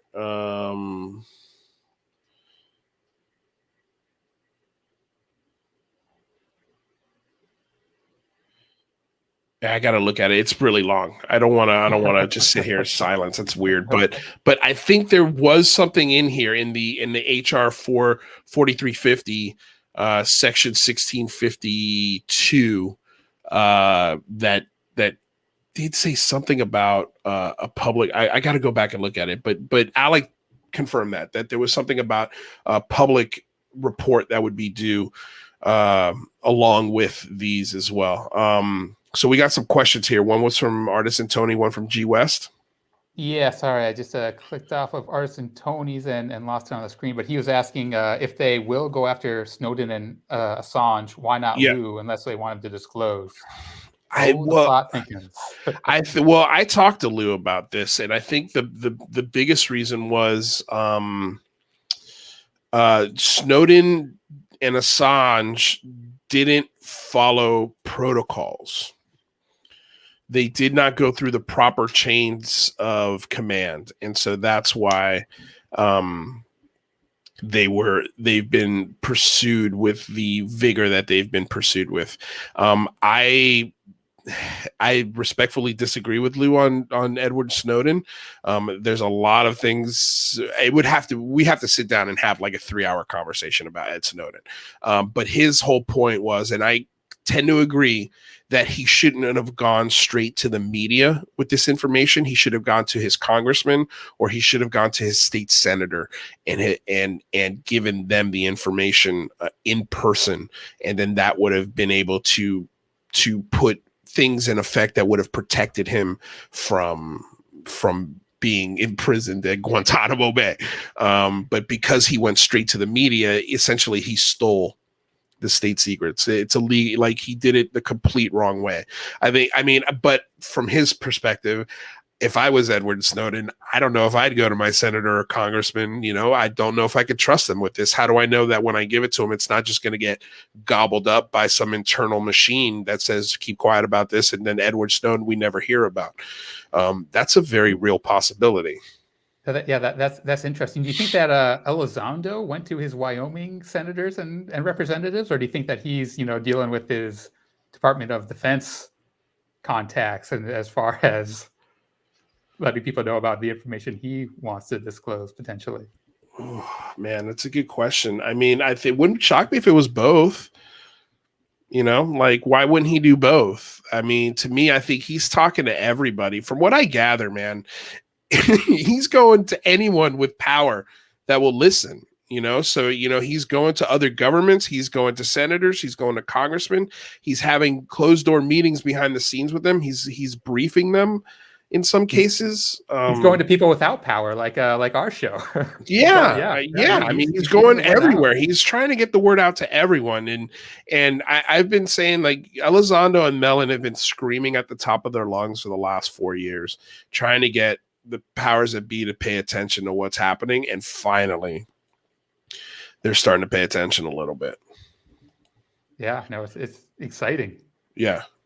G West with a $5 donation. Sorry if this has been asked, but does the recent bill news that came out mean we're not getting the 90-day preliminary report that was coming out? The 90-day preliminary report was a classified report that is supposed to hit congressmen, I believe, on the 22nd of this month. So yes, that report is still going. but I don't think that's going to be made public. I think this is going to be hopefully this report that they get will be the thing that makes sure that this bill, as it's worded, as much of it can get through as possible. I think that's what I think. But I wasn't quite aware that they were doing that, an additional report. So the Congress have already received we've got a public report and a classified report. And now we're expecting another kind of classified follow-up. Yeah, and I believe it's from the ODNI, if I'm not mistaken, is this report. So, yeah, that report's still happening, but it's a classified. That's why we did the phone home when we did it, because we wanted to position the phone home right before this report was due. So that way, we can influence Congress as much as possible to make sure that, that congressional hearings were being had. But now that we have this new news, I wish it has come out like 2 weeks ago, because I think we would have added a couple of more templates to the phone home website, which we can still do. Again, phone home is not a weekend. It's not it's not a day. It's a state of mind. You can use that website anytime you want to reach out to local and state representatives. So do it. That's why we made the website. And it never will be obsolete. The templates might go obsolete, but the data that's there, the links will never go obsolete. Those will always be updated because they're congressional websites that we link you to. So they're government websites. Yeah. So the only thing that will update will be the templates. What do you got? The example of Tommy Zito, persistence is everything when we're dealing with Congress. And man, it's just the beginning. It is absolutely just the beginning of this. We got this is still uphill, and we still got to make sure that these bills pass. But like Jazz said, I mean, I think they're pretty much a done deal, these bills passing. So Melinda Leslie, thank you, my lady, for being here, which, by the way, I got to set up another interview with Melinda Leslie. We got to have her come back in because I got a lot of questions for this wonderful woman. Intelligence NDAs are for life. And Lou has made that repeatedly clear. Great show today, guys. That brought a tons of clarity. I appreciate that, Melinda, truly. Because yesterday I was breaking news, and I wasn't even sure if I was breaking news, but I guess I did. Like Alex Garcia, our executive producer, was right. He was like, dude, nobody's talking about this. You've got to make this clear because this is confusing. And I was confused by it, and he was explaining to me. And when we were looking at Danny Silva's website, I'm like, dude, it's the same bill. For some reason, they're named differently, but they're not. They were just, the bill he had on his website was labeled incorrectly. That is 2610 is the pictures you see on the website. And then when you click the link, it takes you to 2610. So you see the same thing. But at the bottom corner, it says H.R. 4350. So that's where I was like, man, what's going on here? This is confusing. And so that we brought some clarity to it. So yeah, I'm glad that we were able to do that. I was very nervous because we don't break news on this channel. That's not the channel we are. And I was like really, really nervous about talking about this as breaking news, but turns out it wasn't totally off. So I'm happy to hear that. I'm happy that we actually dug into this and got some clarity. And I can't wait for Tim McMillan to come in on Friday and give us even more clarity, because I'm sure we'll have some more questions as the week goes on and as we start to learn more about this. But it's pretty wild stuff, man. Yeah. Civics is hard. It comes back to that PBS, like How a Bill is Made song. Yeah, exactly. Rewatch that. I'm gonna have to go back and rewatch the song because you're right. It's like, wait, how does the bill get made? And that's why I brought in Alec and Jazz, because these guys know how the sausage gets made. It was awesome, man. I mean, yeah. So I love those guys. I'm glad that they were able to stop by. So I guess what we'll do, we got a half hour left, rather. Yeah. Did you have anything else to talk about? Oh, nothing top of mind. I was kind of busy with other stuff and building my cloud chamber this weekend. A little bit. Okay, all right. Well, let's talk about that. Let's talk about this cloud chamber. So, what I'm going to do is I'm going to give you guys our link to join us today. So, if you want to make a video call to us, Mike is not here, so we don't have a phone number for you guys to use. But you can use this link that I just put in the chat. If you guys want to come in here and talk to us, hang out, you don't have to turn on your camera. You can turn your camera off.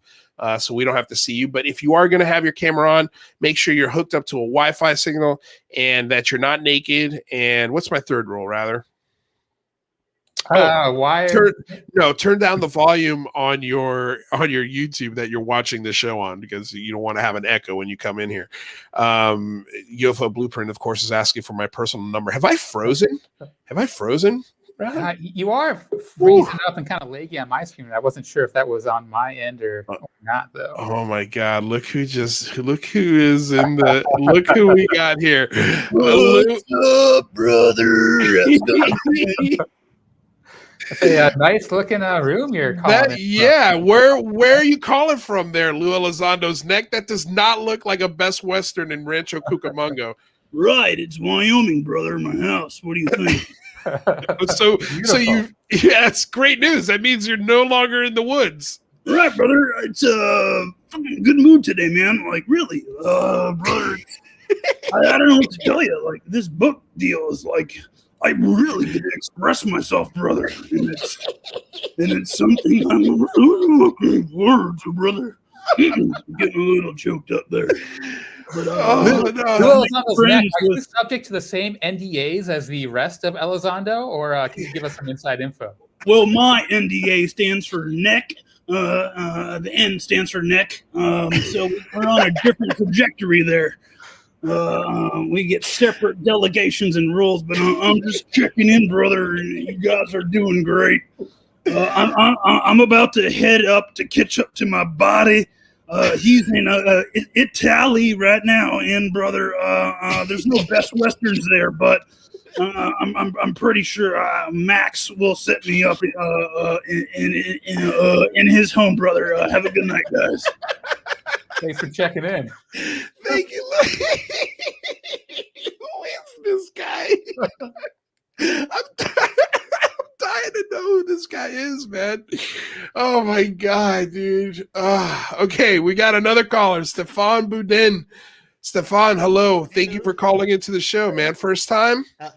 Well, we talked about 6 weeks ago. Oh, we did. That's right. Hello. How are you? Good, and you? I'm doing well, man. Hanging in there, just trying to get to the end of the show with Lou Elizondo's Neck. What's shaking, man? What are you calling in for? Not much, really. I happened to look at an old episode of UFO Hunters last night, and they were basically mentioning one of the episodes that happened on the Nimitz around the San Catalina Island. Mm-hmm. So it was pretty awesome to look at the guy talk about the same subject around the same place around the same time. Right. So we have like another source of that information that we saw in the first season of Unidentified. What was your question? A different incident at the Nimitz near Catalina Island, not the Tic Tacs? Yeah, exactly. If you watch again the first season of Unidentified, they mentioned, I think Sean Cahill goes there with Louis Elizondo. Yeah, they go out. They visit and ask some. They see some people about the UFO incident that happened there. So even the guy from UFO Hunters, they had some info basically around the same time. At the same time, it was filmed in 2008, 2009. So it's only a few years after the Nimitz incident. Well, it was pretty interesting. Go for it, Do you know anything more about Catalina Islands? Either of you? Is it like are there hotels, resorts there? Like what kind of place it's a small island. There's no cars on the island. That's how small it is. You're only allowed to drive around golf courts or walk. There are hotels there. It's pretty expensive. From what I've been told. I've never actually been there, but you got to take a ferry to get out there. But yeah, it's a romantic getaway spot. It's a really pretty island with a 360-degree view of the ocean. It's sick. But yeah, I mean, like, there's also been a ton of military activity before the tourists were there. Like, there are underground tunnels and bases that are no longer occupied. Yeah, exactly. But yeah, I mean, the island has a rich history of seeing lights and seeing things in the water. That's nothing new for this part of the world. I'm wondering if it's considered a hotspot at this point. I think it could, because I know there's also another guy that's really into UFO, into UFOs. He goes into consciousness, C5, and all that stuff. And he was in the UFO Hunters show that I watched last night, and he even mentioned that there's around this area there's tunnels that used to be used by the military. So I mean, yeah, it's either there's really stuff from the U.S. military that we don't know about, or they've been aware for a long time that stuff happens around this place. Night Teaser is telling us that there's campgrounds out there. That would be a pretty amazing place to camp, huh? Yeah, I bet it'd be pretty sick. I'm wondering how the light pollution is out there. Well, it's not that far from from LA. Yeah, I think it's only like an hour ferry, and the ferry's pretty slow. You can see the island from the coast of California. It's smoky. It's pretty off in the distance, but you could see it. But yeah, man, I mean, I know that Jeremy McGowan and UAPX just did an expedition around there, and that their film that they're coming out with, which by the way has Michio Kaku featured it. Shout out to Jeremy McGowan. He was trying to get us Michio Kaku for the phone home. I was like, dude, if you could do that, that would be great. But it's Michio Kaku. We're not there yet. We haven't reached Michio Kaku status. But boy, did we try. I wonder if you think he saw at least one of our retweets. I mean, damn, we hit him up. I think we retweeted him like 60 times with his name in it. I mean, yeah, I think maybe he saw it, right? Saw it, but obviously, I mean, he must have like dozens of requests per week to appear on that show, whatever. For sure, yeah. Nick says that there are also weird pilot and diver disappearances near Catalina Island. Yeah, that's interesting. They were actually looking for a plane that crashed in the water around Catalina Island. And they didn't find it, but they had some theories as to why. But it also made me think of, do you remember the episode that at a certain point, I think it was with Terry Virts? Was Terry Virts on UFO Hunters or Unidentified? No, but he had an interview with Lou Elizondo. Yeah, I listened to that. That's a killer interview. Oh yeah, he mentions that at some point there was like something like a small island that rose from the water and sucked a missile down on the water. Wow. But I was thinking that if this actually a real event that happened, couldn't this big black thing actually grab that plane also? Because the plane that they were looking for, the guy says that there was no way in hell that he could have survived the crash. Yeah. And he was... the way he remembers it, it was actually taken from the plane and brought to a safe place. So anyway, I mean, yeah, it could be something as deep as the black thing, or something else actually took the plane and brought it somewhere else. Or, wow. I mean, it's going like far now, but I mean, it still relates to what Elizondo says. Well, I'd love to hear that story from him. But Stefan, thank you so much for calling in. We're going to go to the next caller. We really appreciate it. Have a nice night. All right, thank you. You too. Guys. Look at this. We say Gary Voorhis and he appears. What's up, buddy? Hello. How's it going? Look at that beard, man. I wish I could grow a full beard like that. I'm a 14-year-old kid when it comes to growing hair on my face. So what's up, man? Not much. You're just sitting here making some pico and listening to you guys. So hey, I got a quick question for you. So obviously the new news hit today, right? Tim McMillan's article dropped, and so we were talking to Tim McMillan on Twitter earlier today, and he offered to come on the show Friday. So are you cool with Tim McMillan hijacking the first hour with us, Gary? You tell that son of a bit. No, just kidding. Yeah, I'm good. I'm good with Tim. Right on, man. Right on. Tim's actually one of the first actual interviews I had with like somebody taking down my account. Right on. Can you tell us anything about this film with Michio Kaku off the coast of Catalina? All right. There's a film with Michio Kaku off the coast of Catalina. Excellent How answer. many UFOs? Excellent answer. Yeah. How many UFOs did you see? How many tracks did McGowan get in that truck? Somewhere between 0 and an unknown number. Okay, fair. That's fair. Are you under NDA for this film? You said between, so I got it's not 0. Yeah. So he's under the film NDA. So we got a $5 donation from our boy DJ. He says, "Do you guys think the formalization of the UAP office is an orchestrated slow roll for worldwide disclosure? Crazy that UAPs are so bipartisan. Thank you." Gary, what do you think of that question? I think that if anybody thinks they're going to get anything out of the government that they don't want you to have, then they're sadly mistaken. Fair. What do you think about the verbiage in the two bills that we were talking about in the first hour? I think it's very political and very pointed and exactly how they want it. And I don't think you're ever going to have them add the whole public thing in there.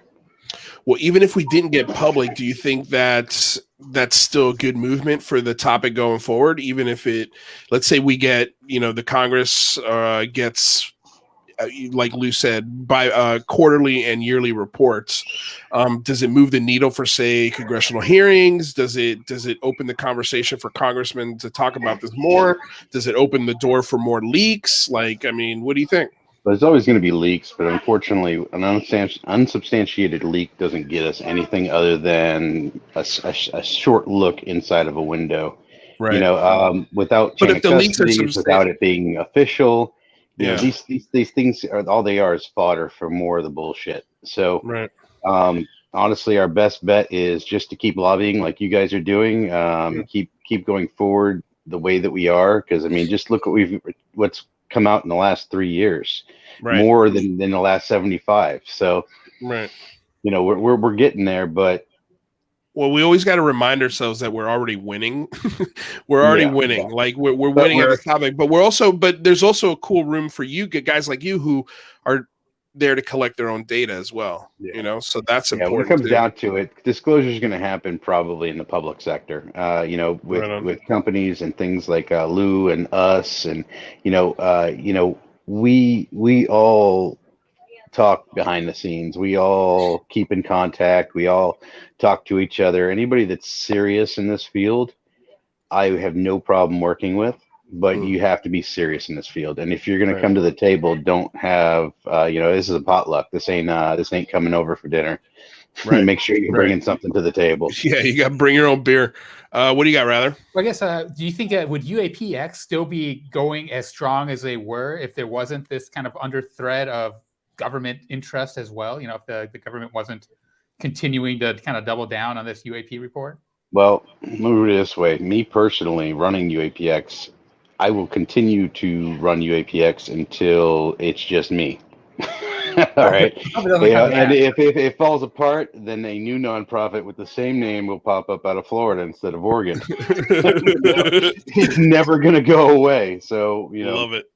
If I got to find a whole new team of scientists, a whole new team of people, but I got some really great people, and I couldn't have accomplished the things that we've already done without any of them, because, well, shit, I'm just not smart enough. So thank God that they exceed my expectations on a daily basis. And I can't wait till everybody gets to see just how brilliant these guys are. Man, I can't wait. What do you got, rather? Sorry, I cut you off. I just got a question for you, Gary. What was your mindset, before 2017, when none of this was really happening at all, and it seemed like we would never get UFO disclosure?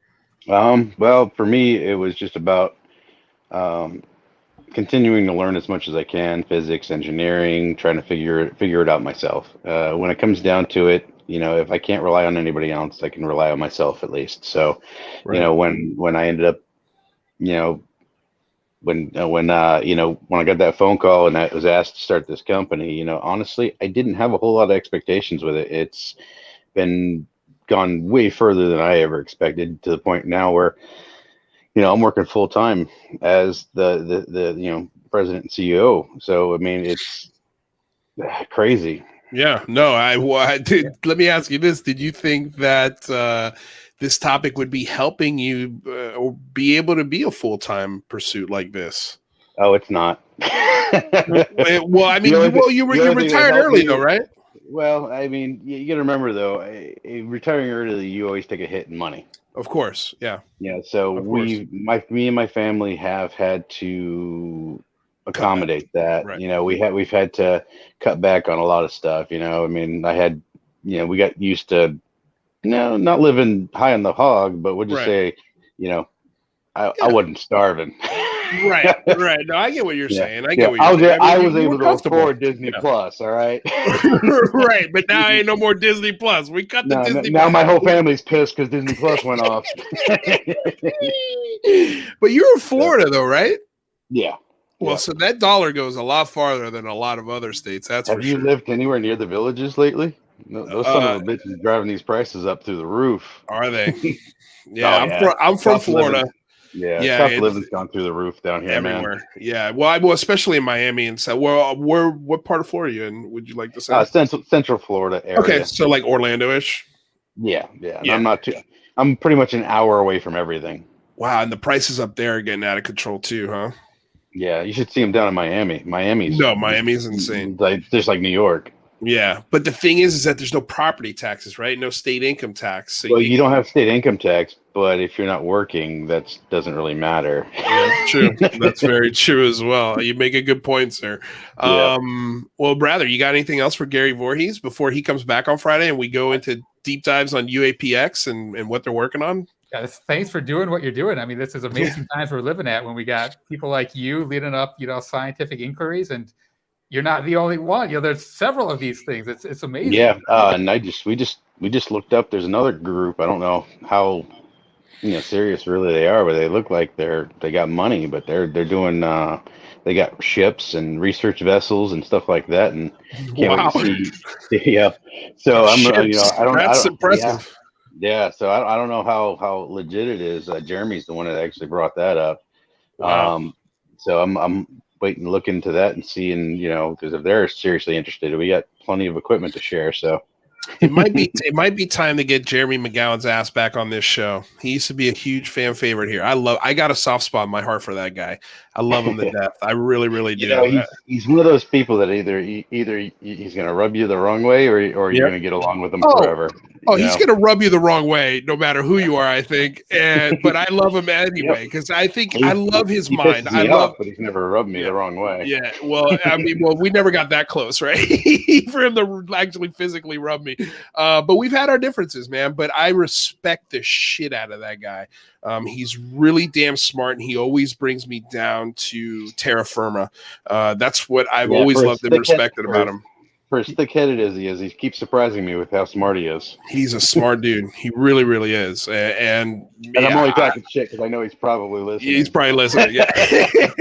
No, I do, man. I love the dude. I really, really do. And yeah, I got to reach out to him and get his ass back on the show. What did that say? It's been too long. Hi, Gary. Will UAPX allow any of us commoners to tag along on one of your expeditions? Maybe tickets for sale. Would love to go. Huh. Probably not. That does pose a big liability.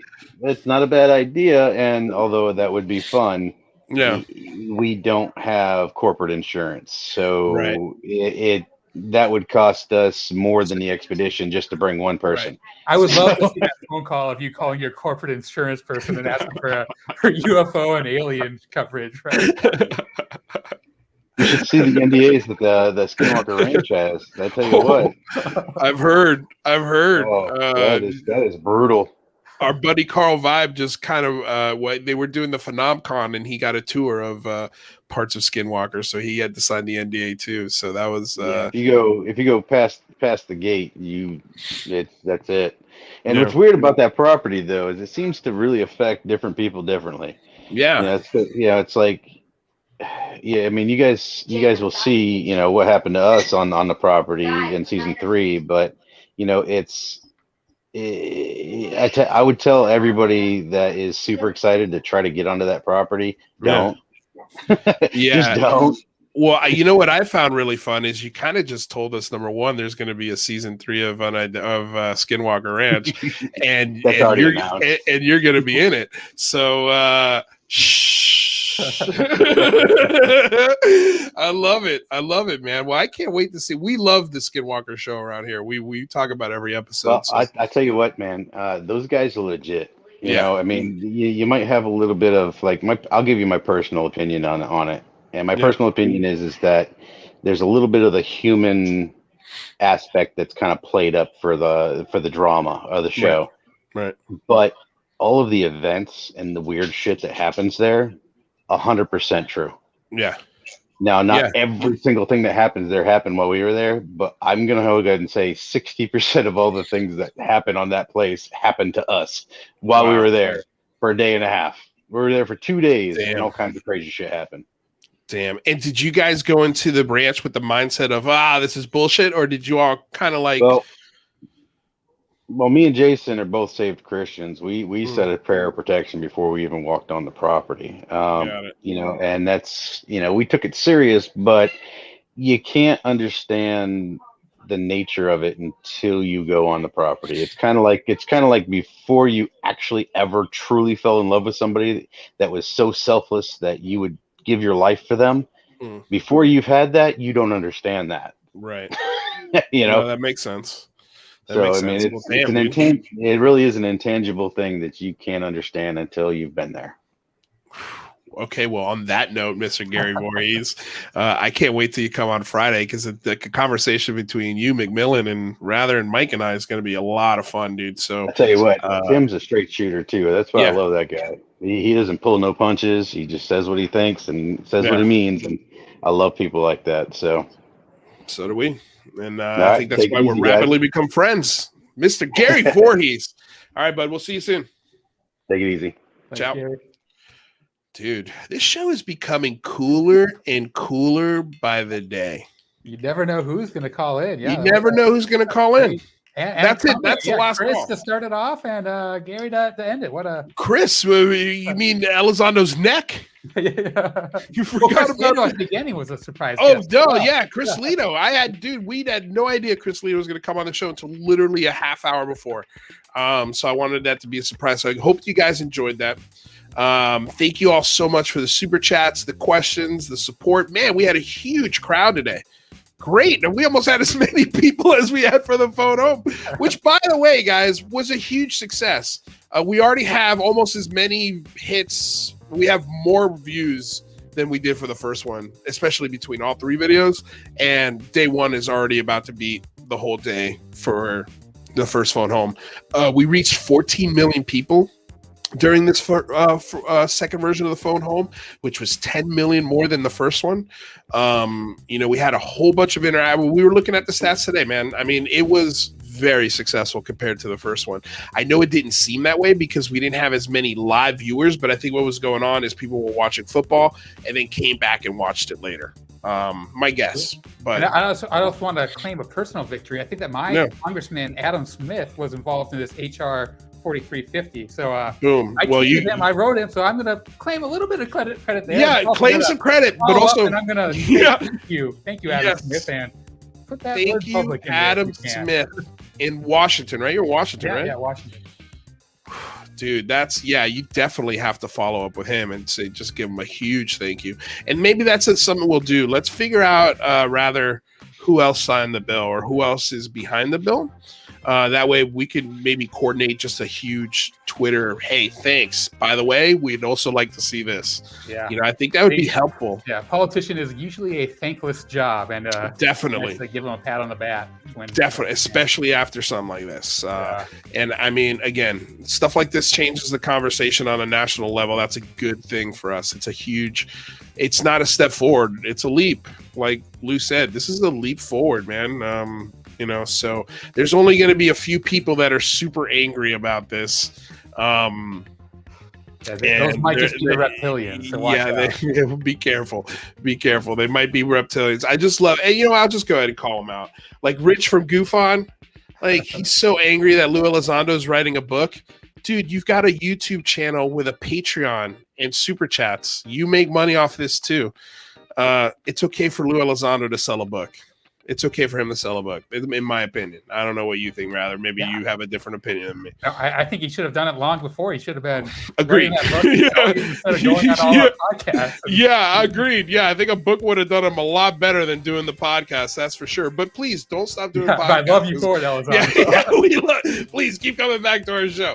All right, you guys. So with all of that out of the way, rather tell us about your weekend and the cloud chambers real quick.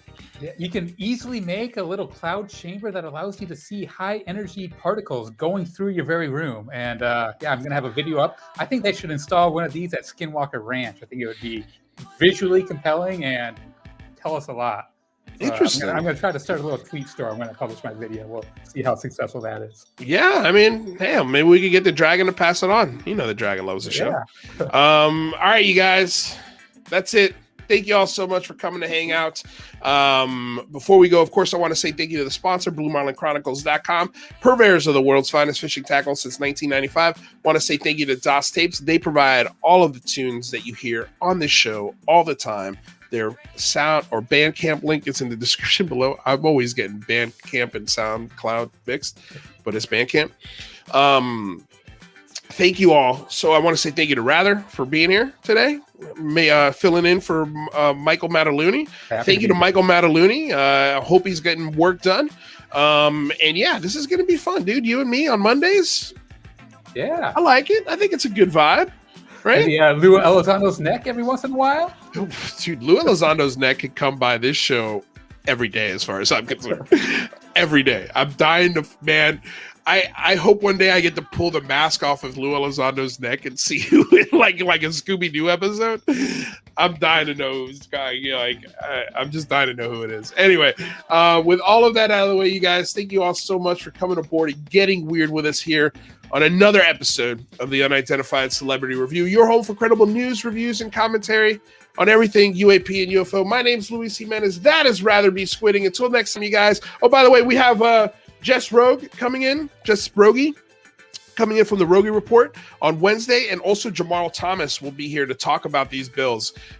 You're going to want to listen to Jamal Thomas on this. And then on Friday, Tim McMillan and Gary Voorhis. It's going to be a sick week, you guys. Very, very fun week. So don't forget to like, subscribe, share. Check out the Patreon. Check out the links. Check out the podcast. It's the same version of this show, which is available on iTunes and Spotify as soon as the show's over. Well, about an hour after the show's over. With that out of the way, thank you all so much. We love you to death. Until next time, peace.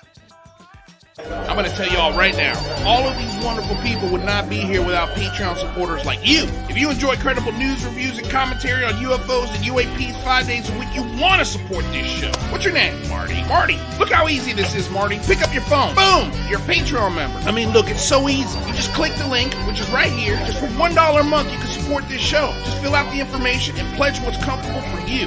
It could be $1, $5, $10, or who knows. Just support.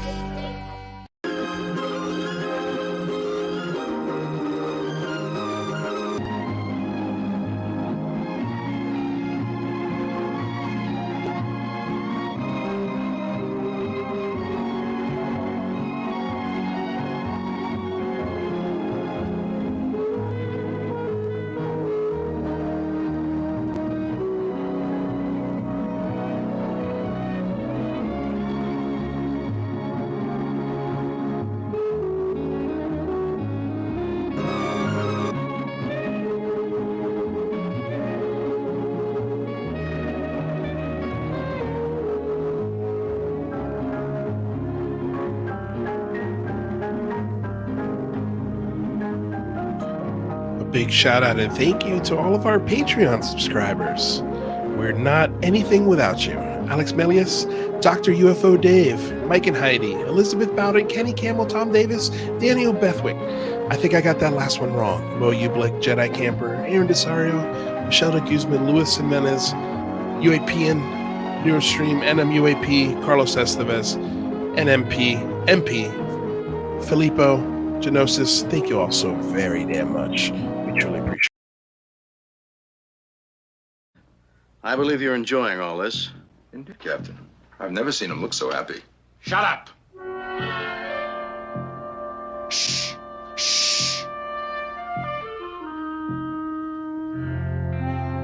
Well, what do you know? I finally got the last word.